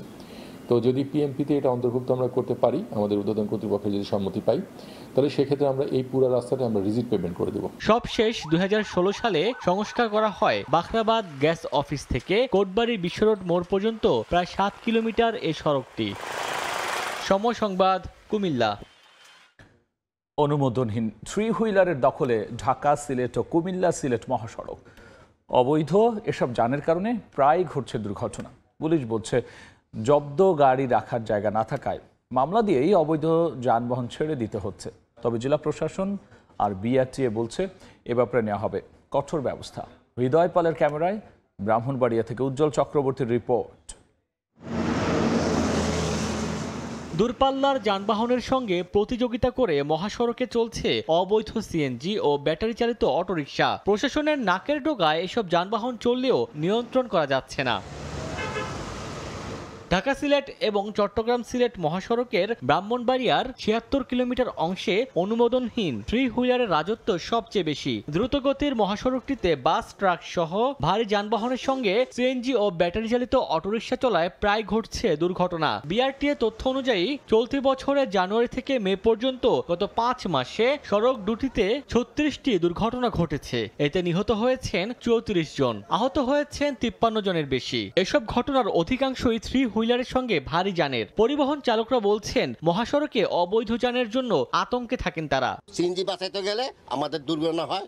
অটো, রিক্সা, মিস্টার সিএনজি মেনজি এর লেগে পাস করেন জানা, রাস্তা চিকন। ওদের তো অভিজ্ঞতা কম, যেহেতু ওরা 3 চাকার গাড়ি, ওরা তো হাইওয়ে রোডে চলা কোনো নিয়ম না আছে নাই। হাইওয়েতে গেলেই মনে করেন যে দইরা মামলা দিয়ে দিতেছে, মামলা করলে 2500 টাকা 2600 টাকা লাগে। পুলিশ বলছে জব্দ গাড়ি রাখার জন্য পর্যাপ্ত জায়গা না থাকায় অবৈধ যানবাহনগুলোকে মামলা দিয়েই ছেড়ে দিতে হচ্ছে। তবে জেলা প্রশাসন ও বিআরটিএ জানায় মহাসড়ক থেকে অবৈধ যান সরাতে নেওয়া হয়েছে সব রকম ব্যবস্থা। জায়গা না থাকার কারণে কাগজগুলো করার ব্যাপারে তারা মানে ওইভাবে আগ্রহ দেখাচ্ছে না, শুধু মামলাটা ভাঙাই নিয়ে যে জরিমানাটা হচ্ছে সরকারি কোষাগারে দিয়ে তারা চলে যাচ্ছে। কোন গাড়িটা হচ্ছে অ্যাক্সিডেন্ট করছে আর কোন গাড়িটা মাদক নিয়ে যাচ্ছে বা অ্যাক্সিডেন্ট করছে, এগুলো সহজে রেজিস্ট্রেশন না থাকার কারণে সহজে ট্রেস করা যাচ্ছে না। পুলিশের সাথে কথা হয়েছে, ডিপার্টমেন্ট বিভাগের সাথে একটা জায়গা আমরা দেখেছিও। আশা করি যে ডাম্পিং প্লেস পেলে তখন হয়তো বা এই সিএনজিগুলোকে আটক করে সেখানে রাখা। আমাদের অভিযান রেগুলার চলছে এবং অপরিবর্তিত আছে। ঢাকা সিলেট মহাসড়কের 34 কিলোমিটার এবং কুমিল্লা সিলেট মহাসড়কের 42 কিলোমিটার অংশে অন্তত 20,000 3 চাকার যানবাহন চলাচল করছে। এর মধ্যে 8,000 সিএনজি অটোরিকশার বৈধতা রয়েছে। সময় সংবাদ, ব্রাহ্মণবাড়িয়া। আরব দেশের খেজুর চাষ হচ্ছে পাহাড়ি জেলা খাগড়াছড়িতে। বাণিজ্যিকভাবে চাষ করে তাক লাগিয়ে দিয়েছেন কৃষক নূর আলম। তার দেখানো পথে মিশ্র ফলের বাগান করতে আগ্রহী হচ্ছেন অনেকেই। পাহাড়ের উপযোগী হওয়ায় বারহি জাতের খেজুর বাগান করার পরামর্শ দিচ্ছে কৃষি বিভাগও। জিতেন বড়ুয়ার পাঠানো তথ্য ছবি নিয়ে বিস্তারিত। খাগড়াছড়ি পার্বত্য জেলার মাটিরাঙ্গার রসুলপুরের দুর্গম গ্রামে মিশ্র ফল বাগানের জন্য সুখ্যাতি রয়েছে শৌখিন কৃষক নূর আলমের। এই কৃষকই এবার আরবের খেজুরের বাণিজ্যিক চাষ করে তাক লাগিয়ে দিয়েছেন। শুরুতে ইংল্যান্ড থেকে মূল্যবান 25টি চারা সংগ্রহ করে বাগান করেন, পরে আরো 75টি চারা সংগ্রহ করেন সৌদি আরব থেকে। এখন সেসব গাছে থোকায় থোকায় ঝুলছে আরবের খেজুর। পাহাড়ি মাটিতে বাণিজ্যিকভাবে খেজুর চাষের খবরে অনেকে ছুটছেন তার বাগান দেখতে। খেজুর বাগানে কাম করতে খুব ভালো লাগে। বাগান দেখতে আসলাম, খুব ভালো লাগলো, চমৎকার একটা পরিবেশ। আমি এবং আমার বন্ধুদের নিয়ে আমরা প্রায় সেই বাগানে আসি। 2019 সালে খেজুরের চাষাবাদ শুরু করলেও ফলন আসছে গেল 3 বছর ধরে। গত বছরও 2 লাখ টাকার খেজুর বিক্রি করেছেন নূর আলম। খেজুরের টিস্যু কালচার চারাগুলো আমি প্রাথমিকভাবে ইংল্যান্ড থেকে সংগ্রহ করি। 3টা ধাপে চারা, 2টা ধাপের চারার মধ্যে আমার 70টা গাছে এই বছর আলহামদুলিল্লাহ ফলন আসছে এবং আলহামদুলিল্লাহ যথেষ্ট ভালো উৎপাদন হচ্ছে। পাহাড়ের মাটি ও আবহাওয়া উপযোগী হওয়ায় বারহি জাতের খেজুর বাগান করার পরামর্শ কৃষি বিভাগের। সুস্বাদু এই জাতের কাঁচা খেজুরের চাহিদাও রয়েছে বেশ। এই খেজুর যদি আপনারা আবাদ করেন আমাদের বেকারত্ব ঘুচাবে এবং অর্থনৈতিকভাবে আমরা সমৃদ্ধ হব। কৃষক মোহাম্মদ নূর আলমের সফলতা দেখে এমন মিশ্র ফলের বাগান করতে আগ্রহী অন্যান্য কৃষকরাও। সময় সংবাদ, খাগড়াছড়ি। আকস্মিক বন্যা পরিস্থিতি পরিদর্শন করেছেন মার্কিন প্রেসিডেন্ট ডোনাল্ড ট্রাম্প। টেক্সাসের 8টি কাউন্টিকে মেজর ডিজাস্টার জোন ঘোষণা করে আর্থিক সহায়তার পথ খুলে দিয়েছেন তিনি। এটি তার মেয়াদকালের সবচেয়ে প্রাণঘাতী দুর্যোগ, যেখানে নিখোঁজ রয়েছেন শতাধিক মানুষ। এদিকে যুক্তরাষ্ট্রের শিকাগোতে প্রবল বৃষ্টিতে দেখা দিয়েছে বন্যা। 4 জুলাই সকালে গুয়াদালুপে নদীর পানি 1 ঘন্টার মধ্যে 1 ফুট থেকে 34 ফুটে উঠে যায়। ভেসে যায় ঘরবাড়ি, গাছপালা, মৃত্যু হয় অনেকের। এখনও নিখোঁজ শতাধিক মানুষ। পরিস্থিতি পর্যবেক্ষণে স্থানীয় সময় শুক্রবার টেক্সাসে যান মার্কিন প্রেসিডেন্ট ডোনাল্ড ট্রাম্প।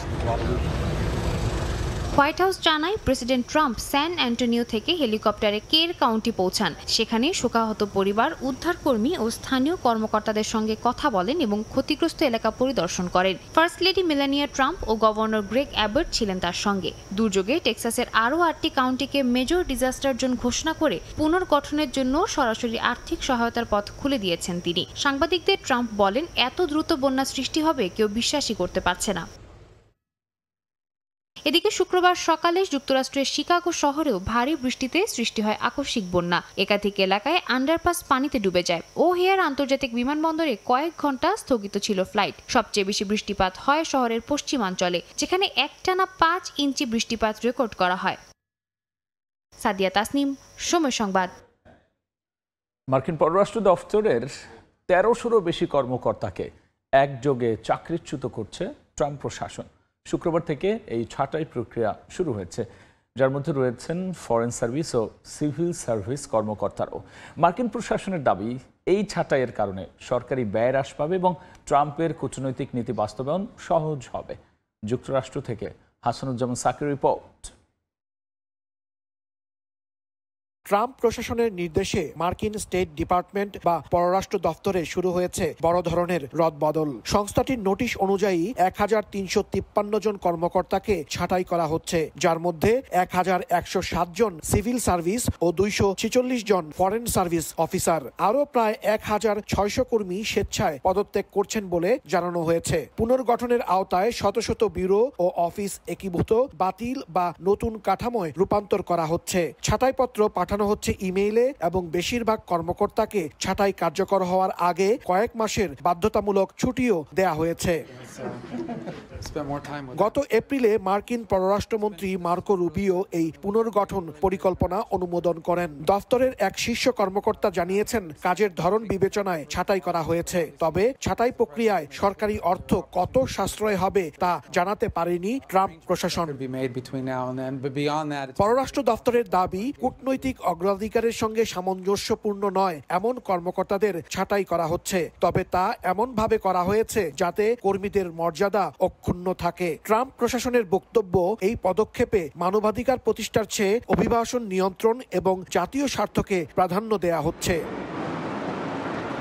পররাষ্ট্র দপ্তরের নাটকীয় এই সংস্কারে অভ্যন্তরীণ কর্মীদের মধ্যে ব্যাপক হতাশা দেখা গেছে, যাদের অনেকেই কূটনীতিক ক্ষেত্রে দীর্ঘদিন কাজ করছেন। সবচেয়ে বড় আঘাত পড়েছে ফরেন সার্ভিস কর্মকর্তাদের উপর। আমেরিকান ফরেন সার্ভিস অ্যাসোসিয়েশনের প্রেসিডেন্ট থমাস ইয়াসগের্দি বলেছেন, এমন সময় এই ছাঁটাই চলছে যখন গাজা, ইউক্রেন, ইরান সহ নানা সংকটে দক্ষ কূটনীতিকের চাহিদা সবচেয়ে বেশি। তার ভাষায়, এই সিদ্ধান্ত শুধু মনোবল নয়, ভবিষ্যতে নিয়োগ ও দক্ষতা ধরে রাখাতেও নেতিবাচক প্রভাব ফেলবে।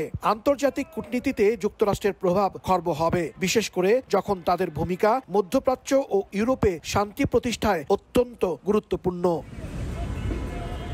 পররাষ্ট্র দপ্তর জানিয়েছে, সংস্কার প্রক্রিয়ার অংশ হিসেবে বিদেশে নিযুক্ত মার্কিন মিশনগুলোতে আপাতত কর্মী ছাঁটাই হচ্ছে না, তবে দূতাবাসগুলোতেও কর্মী ছাঁটাইয়ের শঙ্কা তৈরি হয়েছে।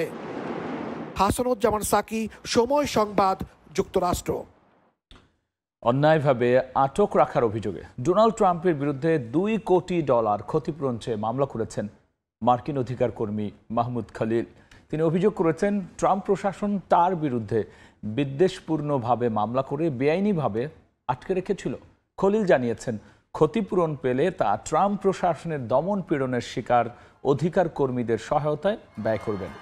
তিনি গণমাধ্যমকে জানিয়েছেন, মার্কিন সরকার ক্ষমা প্রার্থনা করলে বিষয়টিকে তিনি স্বাগত জানাবেন। এর আগে গেল 8 মার্চ ইমিগ্রেশন এজেন্টরা মাহমুদ খলিলকে গ্রেফতার করে। যুক্তরাষ্ট্র সরকারের দাবি, তার ফিলিস্তিনপন্থী আন্দোলন মার্কিন পররাষ্ট্রনীতির জন্য হুমকি।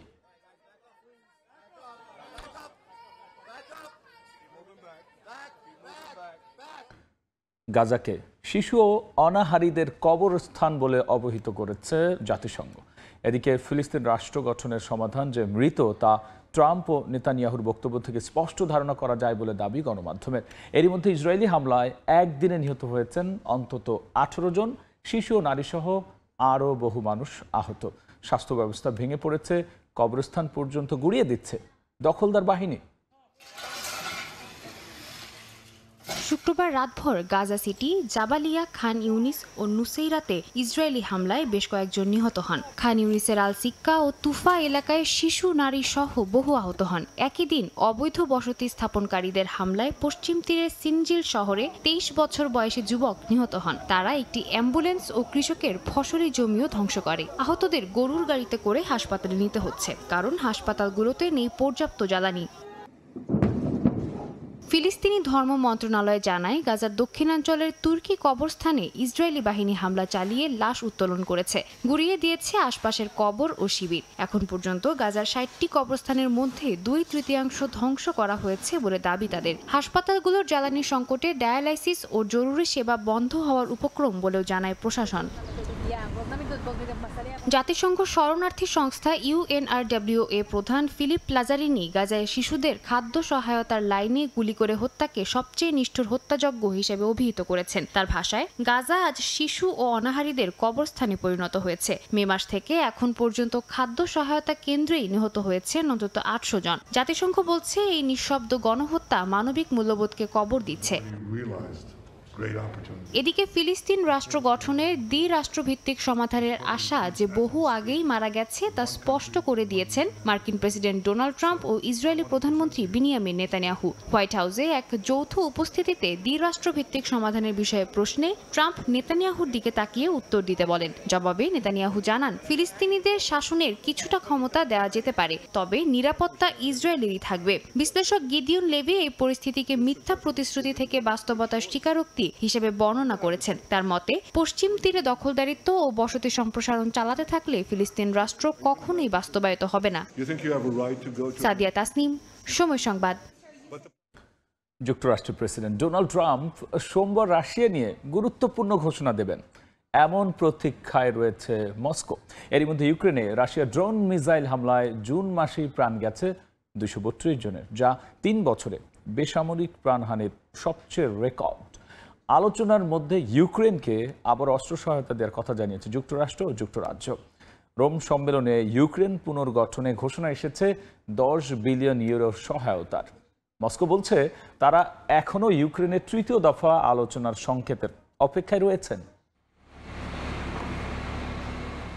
ইউক্রেনের রাজধানী কিয়েভ ও আরও 8টি শহরে একযোগে ড্রোন ও ক্ষেপণাস্ত্র হামলা চালিয়েছে রাশিয়া। প্রেসিডেন্ট জেলেনস্কি জানান, অন্তত 400 ড্রোন ও 18টি ক্ষেপণাস্ত্র ব্যবহার করা হয়েছে এই হামলায়। রুশ প্রতিরক্ষা মন্ত্রণালয়ের দাবি, কিয়েভের সামরিক শিল্প কারখানা ও বিমান ঘাঁটিতে আঘাত হেনেছে তারা, তবে বেসামরিক ক্ষয়ক্ষতি হয়নি বলে দাবি তাদের। কিন্তু জাতিসংঘ বলছে শুধু জুনেই বেসামরিক নাগরিক নিহত হয়েছেন 232 জন এবং আহতের সংখ্যা 1343, 2022 সালের এপ্রিলের পর যা সর্বোচ্চ।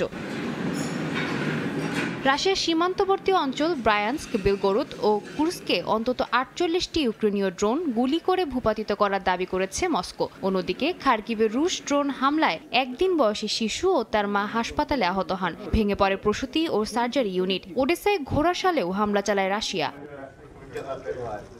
যুদ্ধ পরিস্থিতির মধ্যেই ইউক্রেন পুনর্গঠনে রোম সম্মেলনে 10 বিলিয়ন ইউরো সাহায্যের ঘোষণা দিয়েছে ইউরোপীয় নেতারা। একই সঙ্গে যুক্তরাজ্য ইউক্রেনকে 5000-এর বেশি এয়ার ডিফেন্স মিসাইল সরবরাহের চুক্তি করেছে। ন্যাটোর মাধ্যমে ইউক্রেনকে প্যাট্রিয়ট ক্ষেপণাস্ত্র ও মাঝারি পাল্লার রকেট পাঠানোর ঘোষণা দিয়েছে যুক্তরাষ্ট্র। এর আগে গণমাধ্যম এনবিসিকে দেয়া সাক্ষাৎকারে ট্রাম্প বলেন, তিনি রাশিয়ার আচরণে হতাশ। এছাড়াও রাশিয়ার বিষয়ে বড় ধরনের ঘোষণা দেয়া হবে বলেও জানান তিনি। সোমবার ঘোষণার কথা থাকলেও বিষয়টি নিয়ে বিস্তারিত কিছু জানায়নি হোয়াইট হাউস। এ অবস্থায় ঘোষণার অপেক্ষায় ক্রেমলিন। মস্কো বলছে তারা এখনও ইউক্রেনের সঙ্গে তৃতীয় দফা শান্তি আলোচনা শুরু করতে প্রস্তুত, কিন্তু যুক্তরাষ্ট্রের ভূমিকা স্পষ্ট না হওয়ায় অচলাবস্থায় চলছে। রাশিয়ার পররাষ্ট্র মন্ত্রণালয় দাবি করছে, ট্রাম্প প্রশাসনের দ্বৈত বার্তা তাদের জন্য কূটনৈতিক অসুবিধা তৈরি করছে। সাদিয়া তাসনিম, সময় সংবাদ। তুরস্কের বিরুদ্ধে দীর্ঘ 4 দশকের সংঘাতের ইতি টানতে নিরস্ত্রীকরণ কর্মসূচি শুরু করেছে কুর্দিস্তান ওয়ার্কার্স পার্টি পিকেকে। শুক্রবার ইরাকের কুর্দিস্তান অঞ্চলের এক পাহাড়ে নিজেদের অস্ত্র স্বেচ্ছায় আগুনে ফেলে ধ্বংস করেন গোষ্ঠীটির সদস্যরা। গ্রীষ্মকাল জুড়ে বাকি সদস্যরাও তাদের অস্ত্র ত্যাগ করবেন বলে জানিয়েছে পিকেকে। এদিকে গোষ্ঠীটির এমন শান্তিপূর্ণ উদ্যোগকে স্বাগত জানিয়েছেন তুরস্কের প্রেসিডেন্ট রিসেপ তাইপ এরদোয়ান। অবশেষে তুরস্কের বিরুদ্ধে 4 দশকের দীর্ঘ সংঘাতের আনুষ্ঠানিক ইতি টানল কুর্দিস্তান ওয়ার্কার্স পার্টি পিকেকে। স্থানীয় সময় শুক্রবার ইরাকের কুর্দিস্তান অঞ্চলের দোকান শহরের একটি পাহাড়ে নিরস্ত্রীকরণ শুরু করেন পিকেকের যোদ্ধারা। ছোট পরিসরে আয়োজিত এই অনুষ্ঠানে অস্ত্র ধ্বংস করেন অর্ধশতাধিক পিকেকে যোদ্ধা। পর্যায়ক্রমে গ্রীষ্মকাল জুড়ে বাকি সদস্যরাও নিজেদের অস্ত্র ত্যাগ করবেন বলে জানিয়েছে গোষ্ঠীটি। পিকেকের এমন শান্তিপূর্ণ উদ্যোগকে স্বাগত জানিয়েছেন তুরস্কের প্রেসিডেন্ট রিসেপ তাইপ এরদোয়ান। তার মতে পিকেকের নিরস্ত্রীকরণের মধ্য দিয়ে গোটা অঞ্চলে শান্তি ফিরে আসবে। তুরস্কের দক্ষিণ পূর্বাঞ্চলে একটি স্বাধীন কুর্দি রাষ্ট্র প্রতিষ্ঠার লক্ষ্যে 1978 সালে আবদুল্লাহ ওজালানের নেতৃত্বে প্রতিষ্ঠিত হয় কুর্দিস্তান ওয়ার্কার্স পার্টি পিকেকে। এরপর 1984 সালে প্রথমবারের মতো বিদ্রোহ শুরু করে এই সশস্ত্র গোষ্ঠীটি। কৌশলগতভাবে তুরস্কের সেনা ও প্রশাসনের উপর আঘাত হানতে থাকে তারা। পিকেকের বিরুদ্ধেও কঠোর জবাব দিতে শুরু করে তুর্কি সেনারা। সংঘাত বন্ধের প্রচেষ্টা হিসেবে গত মে মাসে গোষ্ঠীটি ঘোষণা দেয় তারা অস্ত্র জমা দেবে এবং লড়াইয়ের ইতি টানবে। এই ঘোষণা আসে দলটির দীর্ঘদিন কারাবন্দী নেতা আবদুল্লাহ ওজালানের এক সার্বজনীন আহ্বানের পর। বিশ্লেষকদের মতে ওজালানের নেতৃত্বে পিকেকের এই অস্ত্রত্যাগ কেবল তুরস্কেই নয়, সিরিয়ার পুনর্গঠিত নিরাপত্তা কাঠামোতেও কুর্দিদের দ্রুত একীভূত করতে আরও চাপ সৃষ্টি করবে। নাদিম মারজান, সময় সংবাদ। শুল্ক যুদ্ধ বহাল থাকলে মার্কিন বাজারে বন্ধ হতে পারে ব্রাজিলিয়ান কফি আর কমলার রসের সরবরাহ। জনপ্রিয় এই দুই পানীয় কিনতে তাই মার্কিন ভোক্তাদের গুনতে হতে পারে অতিরিক্ত দাম, এমনটাই আশঙ্কা দুই দেশের ব্যবসায়ীদের। বিভিন্ন দেশের উপর মার্কিন প্রেসিডেন্টের এই শুল্কারোপের খেলায় বলি হবে কি খোদ মার্কিনিরাই? মার্কিন প্রেসিডেন্ট ডোনাল্ড ট্রাম্পের দ্বিতীয় দফায় হোয়াইট হাউসে প্রত্যাবর্তনে বেশ বিপাকে আন্তর্জাতিক বাণিজ্য। বিভিন্ন দেশের ওপর যুক্তরাষ্ট্রের একের পর এক শুল্কারোপে বৈশ্বিক বাজারে তৈরি হয়েছে অনিশ্চয়তা। তবে এই খেলায় অন্য দেশকে চাপ দিতে গিয়ে ট্রাম্প নিজের দেশের ভোক্তাকেই কি ফেলে দিচ্ছেন উচ্চমূল্যের চাপে? সম্প্রতি ব্রাজিলে উৎপাদিত পণ্যের ওপর 50% শুল্কারোপের পরিকল্পনার কথা জানিয়ে নিজ সামাজিক যোগাযোগ মাধ্যম ট্রুথ সোশ্যালে চিঠি দিয়েছেন প্রেসিডেন্ট ট্রাম্প। এর মধ্য দিয়ে লাতিন আমেরিকার এই দেশটির সঙ্গে বাণিজ্য যুদ্ধ আরও জোরালো করার ইঙ্গিত দেন তিনি। এর পাল্টা জবাবে ব্রাজিলের কৃষি ও প্রাণী সম্পদ মন্ত্রী কার্লোস ফাভারো জানান, ট্রাম্পের এই সিদ্ধান্তের বিপরীতে সক্রিয় পদক্ষেপ নেবেন তারা। শুল্ক বহাল থাকলে কমলার রস, কফি আর গরুর মাংস রফতানির ক্ষেত্রে মধ্যপ্রাচ্য ও দক্ষিণ এশিয়ার নতুন বাজার অনুসন্ধানের চেষ্টা করবে তার সরকার। বিশ্ববাজারের তথ্য যুক্তরাষ্ট্রের কফির চাহিদার 1/3 যোগান দেয় ব্রাজিল। বিশেষজ্ঞরা বলছেন, দুই দেশের শুল্কযুদ্ধ বহাল থাকলে ব্রাজিলিয়ান কফির বৃহত্তম বাজার যুক্তরাষ্ট্রে বন্ধ হয়ে যেতে পারে এই পণ্যের সরবরাহ। মার্কিনীদের পান করা অর্ধেক কমলার রসের যোগানও আসে এই ব্রাজিল থেকেই। তাই দেশটির পণ্যের ওপর অতিরিক্ত শুল্কারোপে কমলার রস ও কফি কিনতে অতিরিক্ত ডলার গুনতে হবে মার্কিনীদের, এমনটাই আশঙ্কা দুই দেশের ব্যবসায়ীদের। অন্তরা সেন, সময় সংবাদ। 4 দিনের অ্যামাজন প্রাইম ডেতে এবার ক্রেতাদের সাড়া তুলনামূলক কম। বিশ্লেষকরা বলছেন, শুল্কে অনিশ্চয়তা, মূল্যবৃদ্ধি এবং দীর্ঘ সময় ধরে চলা ছাড়ের কারণেই অনেকেই কেনাকাটার সিদ্ধান্ত নিচ্ছেন কৌশলে। অ্যামাজন প্রাইম ডে মূলত একটি বার্ষিক অনলাইন ডিসকাউন্ট ইভেন্ট, যেখানে শুধু প্রাইম সদস্যদের জন্য বিশেষ ছাড় ও অফার চালু থাকে। 2015 সালে শুরু হওয়া এই শপিং উৎসব সময়ের সঙ্গে সঙ্গে জনপ্রিয় হয়ে উঠেছে। তবে এবার 4 দিন ব্যাপী এই আয়োজনে তাড়াহুড়ো কম, কেনাকাটা হচ্ছে ধীরে। ই মার্কেটারের প্রধান বিশ্লেষক স্কাই ক্যানাভাস জানান, যেসব ব্র্যান্ড অ্যামাজনের মাধ্যমে পণ্য বিক্রি করে তাদের তথ্য অনুযায়ী সামগ্রিকভাবে বিক্রি হচ্ছে ধীরে। কারণ হিসেবে তিনি বলেন, 4 দিনের ইভেন্ট মানে ম্যারাথনের মতো ব্যাপার, এতে তাড়াহুড়ো নেই, তাই মানুষ ধীরে কেনাকাটা করছে। রিটেল বিশেষজ্ঞের মতে, সময় বেশি থাকায় অনেকেই প্রথম দিনে কেনাকাটার প্রয়োজন অনুভব করছেন না। মূল্যবৃদ্ধি ও শুল্ক বিষয়ে অনিশ্চয়তা নিয়েও কথা বলেন রিটেল বিশেষজ্ঞ বোর্ডস। তার মতে, অনেক খুচরা বিক্রেতা পণ্যের দাম বাড়াচ্ছে। কিছু প্রতিষ্ঠান যেমন ওয়ালমার্ট ও নাইকি স্পষ্টভাবে দাম বাড়ানোর কথা বললেও অন্যরা ধীরে বাড়াচ্ছে। ক্রেতারা অনেকে বুঝতেও পারছে না যে আগের তুলনায় দাম বেশি, আবার মূল্য ছাড়ও আগের মতো বেশি নয়।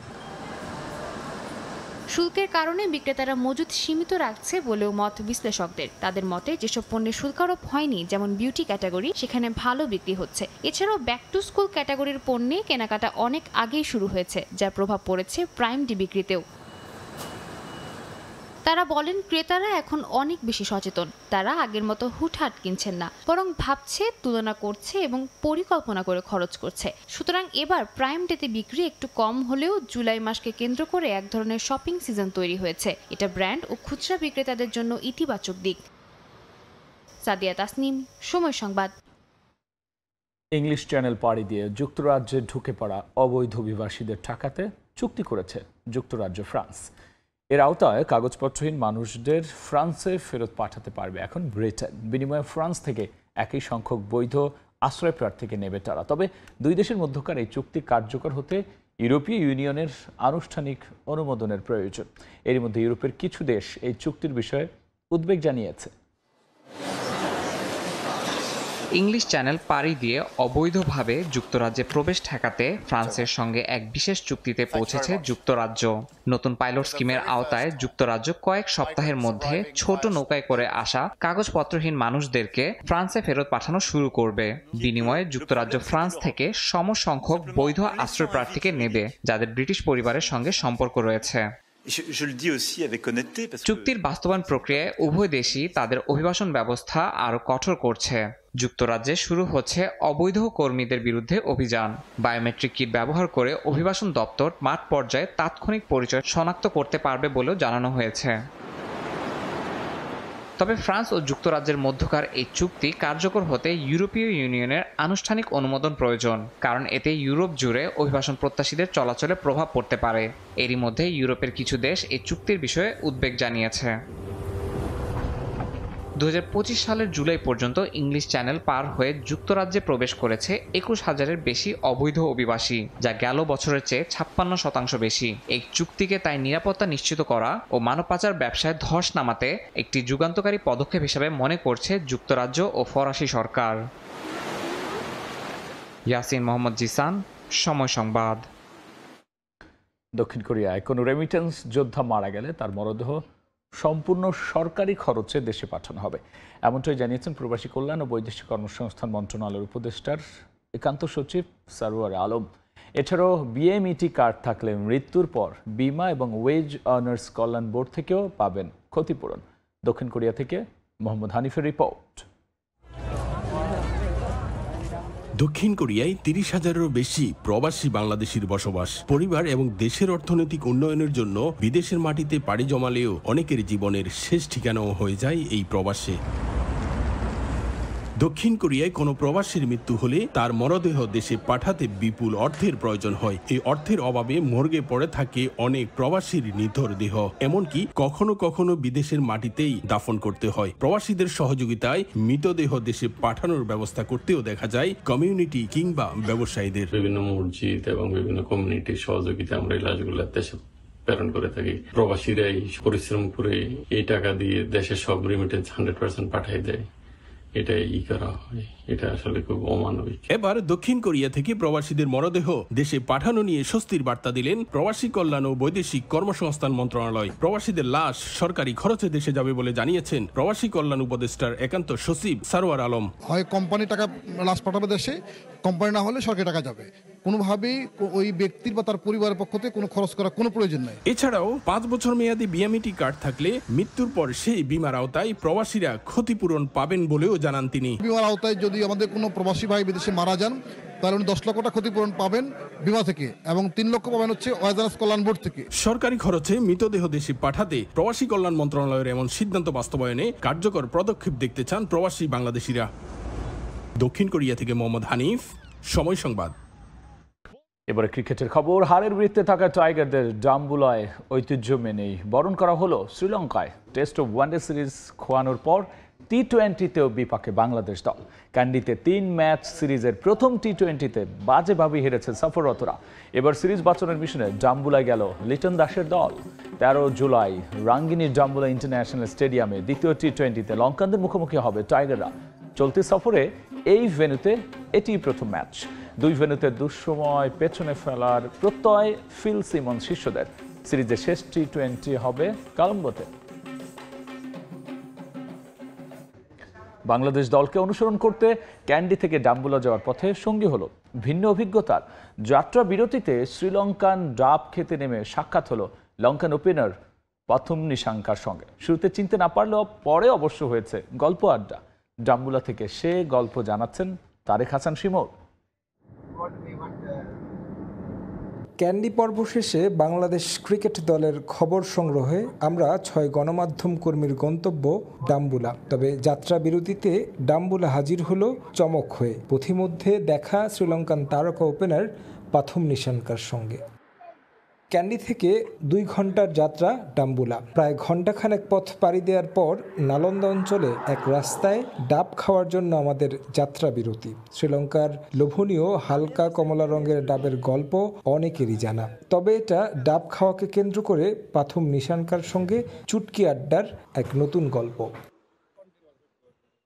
সুস্বাদু ডাবের পানি খেতে যাওয়ার পথে থামতেই আমাদের গাড়ির পেছনে একটা অডি গাড়িও এসে থামলো। চোখে সানগ্লাস, কিছুটা খাটো গড়নের এক ব্যক্তি আসলেন ডাব কিনতে। দোকানি সিংহলিজ ভাষা ছাড়া বুঝতে না পারায় বাধ্য হয়ে ডাব খেতে সেই ব্যক্তির সাহায্য চাইলাম আমাদের ডাবের চাহিদা বুঝিয়ে দিতে। তখনও দোভাষীর ভূমিকায় লঙ্কান ক্রিকেটার। প্রথম দেখায় অবিকল লঙ্কান ক্রিকেটার পাথুম নিশানকার মতোই জার্সি কিংবা ক্যাপ হেলমেট না থাকায় চিনতেও খানিকটা সময় লাগে। গায়ে ট্যাটু দেখে বেশ কিছুক্ষণ পর্যবেক্ষণ করে ধারণা পাওয়া গেল। কৌতূহলবশত শেষমেশ এগিয়ে গিয়ে নাম জিজ্ঞেস করে বসা। উত্তরে একগাল হেসে বললেন পাথুম। ব্যাস, এরপর সবাই ছুটে আসলেন। হাসি আর আড্ডায় বেশ কিছু সময় কাটল লঙ্কান এই ওপেনারের সঙ্গে। শ্রীলঙ্কার দ্বিতীয় টি-20 খেলতে ব্যক্তিগত গাড়িতে স্ত্রী এশা আর 8 মাস বয়সী ছেলেকে নিয়ে ডাম্বুলা যাচ্ছিলেন নিশানকা। পথিমধ্যে ডাব খেতে গিয়ে অপ্রত্যাশিত এক সাক্ষাৎ। সবার পরিচয় জিজ্ঞেস করলেন, জানতে চাইলেন শ্রীলঙ্কা কেমন লেগেছে। সবশেষ ম্যাচেই বাংলাদেশকে হারানোর পথে 16 বলে 42 রানের ঝোড়ো ইনিংস খেলেন এই ওপেনার। সেই কথা তুলতেই আবারও একগাল হাসি, তারপর আবারও যে যার গন্তব্যে। বিদায়ের আগে সবার প্রতি জানালেন শুভকামনা। একটা গ্রুপ ফটোর আর্জি জানাতেই রাজি হয়ে গেলেন। নিজেই এগিয়ে এসে ফোন হাতে নিয়ে তুললেন সেলফি। নিশানকার সেলফিতে ফ্রেমবন্দি আমরা। ডাম্বুলার বাকি পথ চলল নিশানকার সঙ্গে সাক্ষাতের এক মধুর গল্প। তারেক হাসান শিমুল, সময় সংবাদ, ডাম্বুলা, শ্রীলঙ্কা। ইতিহাস গড়ল ইতালি। প্রথমবারের মতো বিশ্বকাপের মঞ্চে দেখা যাবে ইউরোপিয়ান এই দলটিকে। ইউরোপ অঞ্চলের বাছাই পর্ব থেকে নেদারল্যান্ডসের সঙ্গে হয়ে 2026 টি-20 বিশ্বকাপের টিকিট নিশ্চিত করেছে ইতালিয়ানরা। স্কটল্যান্ডকে হারিয়ে যেই সম্ভাবনা তৈরি করেছিল ইতালি, তা পূর্ণতা পেল বাছাই পর্বের শেষ ম্যাচে। নেদারল্যান্ডসের কাছে বড় ব্যবধানে হার এড়ালেই নিশ্চিত হতো আরাধ্যের বিশ্বকাপ। 9 উইকেটে ম্যাচ হিরো নেট রান রেটে এগিয়ে থাকায় তাই 2026-এ ভারত শ্রীলঙ্কা অনুষ্ঠিত হতে যাওয়া টি-20 ওয়ার্ল্ড কাপে প্রথমবারের মতো দেখা যাবে ইতালিয়ানদের। এই টুর্নামেন্টের 15তম দল হিসেবে জায়গা নিশ্চিত করলো তারা। আফ্রিকা আর এশিয়া অঞ্চল থেকে এখনও স্লট ফাঁকা 5টি। সেপ্টেম্বর অক্টোবরে এই দুই মহাদেশ থেকে চূড়ান্ত হবে কারা খেলবে বিশ্বকাপ। 10ম টি-20 বিশ্বকাপের এখনও আনুষ্ঠানিক দিনক্ষণ ঘোষণা করা হয়নি। সবশেষ আসরের সেরা 7-এ শেষ করা বাংলাদেশ বাছাই পর্ব না খেলেই জায়গা পেয়েছে চূড়ান্ত পর্বে। উইনার মুল্ডারের 400 রানের রেকর্ড ভাঙার জন্য চেষ্টা করা উচিত ছিল, এমন মন্তব্য করেছেন Caribbean great Brian Lara.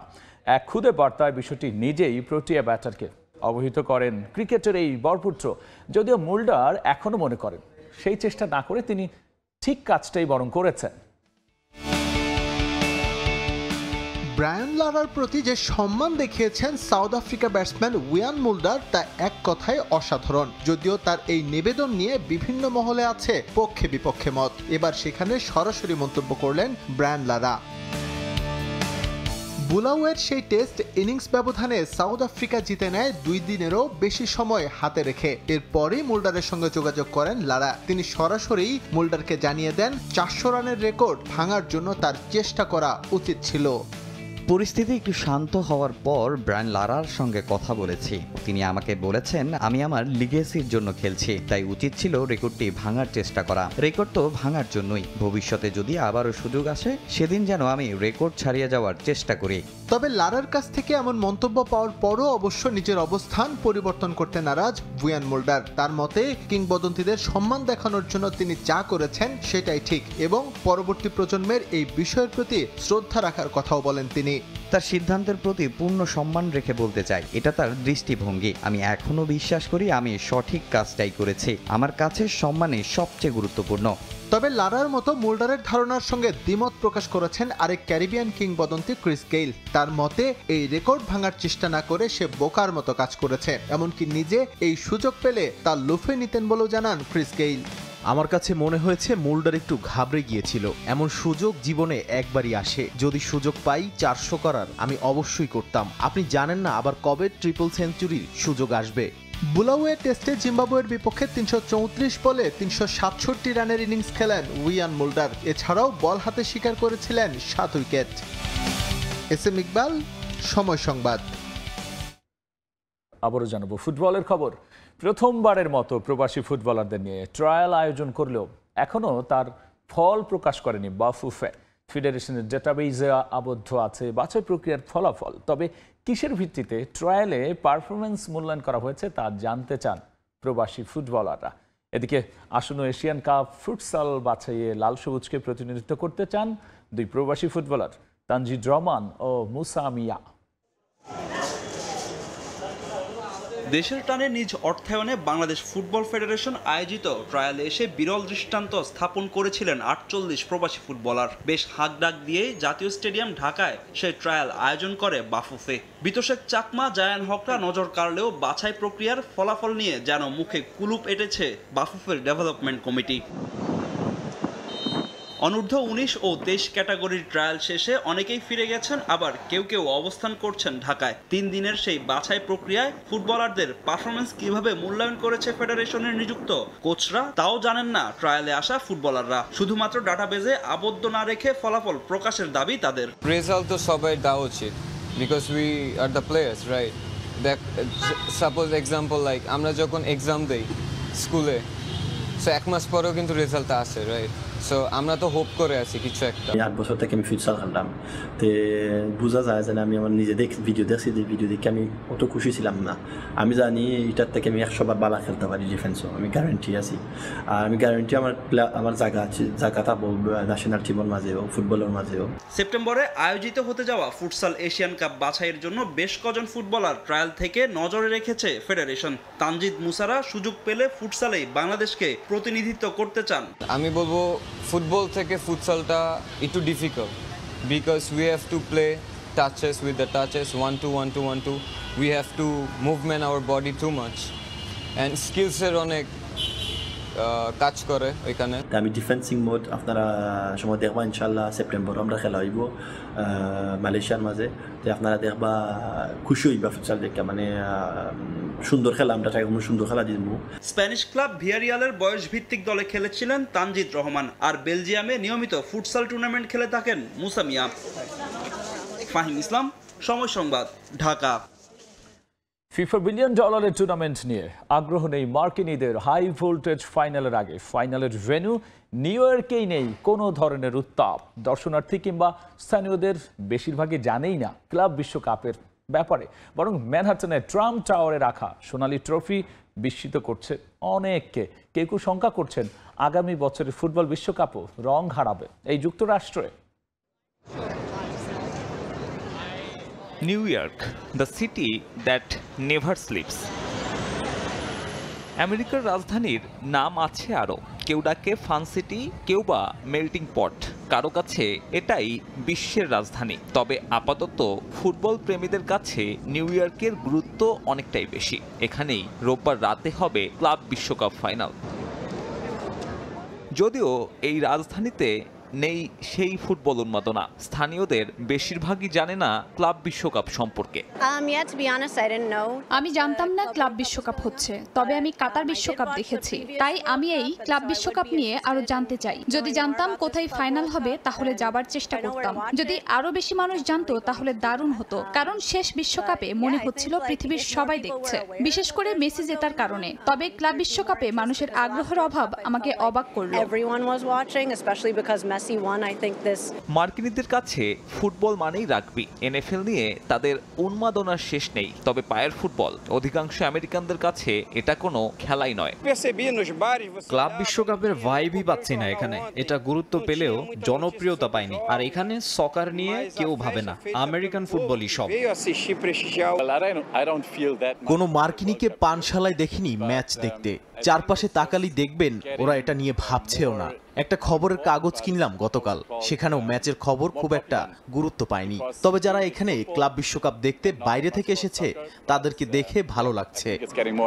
New ইয়র্কের রাস্তায় দর্শনার্থীর সংখ্যা বেশি, আর এখানে ঘুরতে আসলে ট্রাম্প টাওয়ার তো এক নজর দেখতেই হবে। সেখানেই শোভা পাচ্ছে ক্লাব বিশ্বকাপ শিরোপা।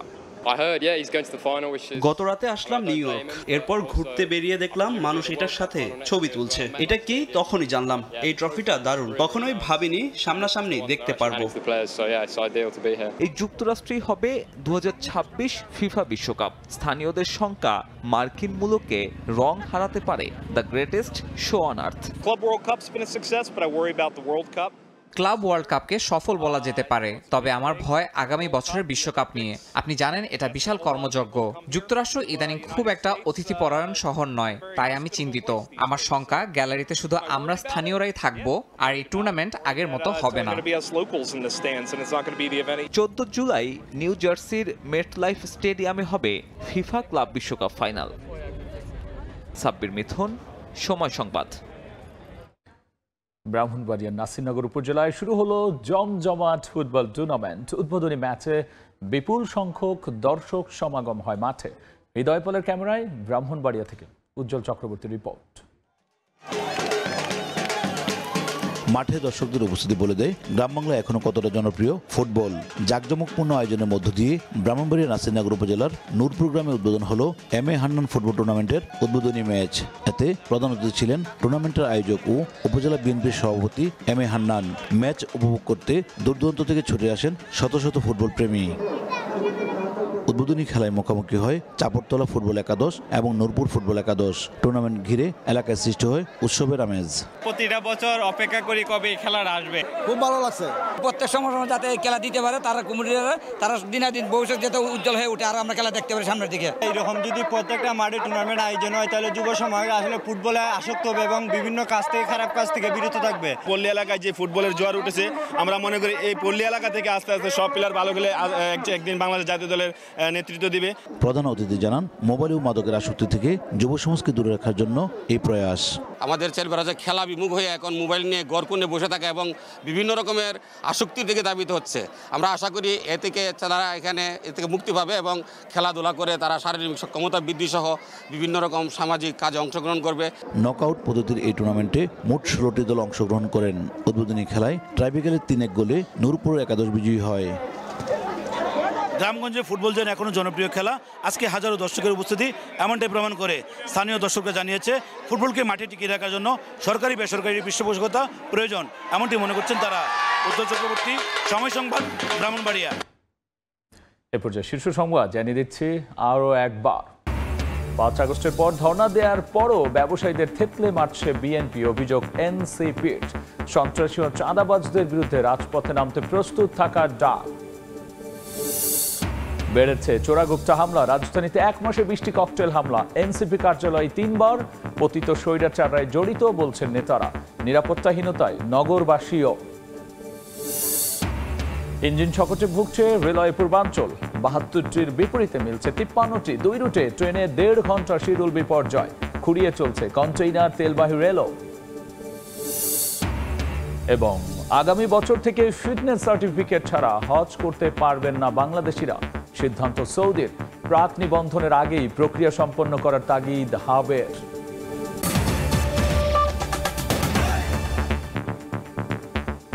এই ছিল আমার কাছে থাকা ভোরের সময়। সঙ্গেই থাকুন সময়।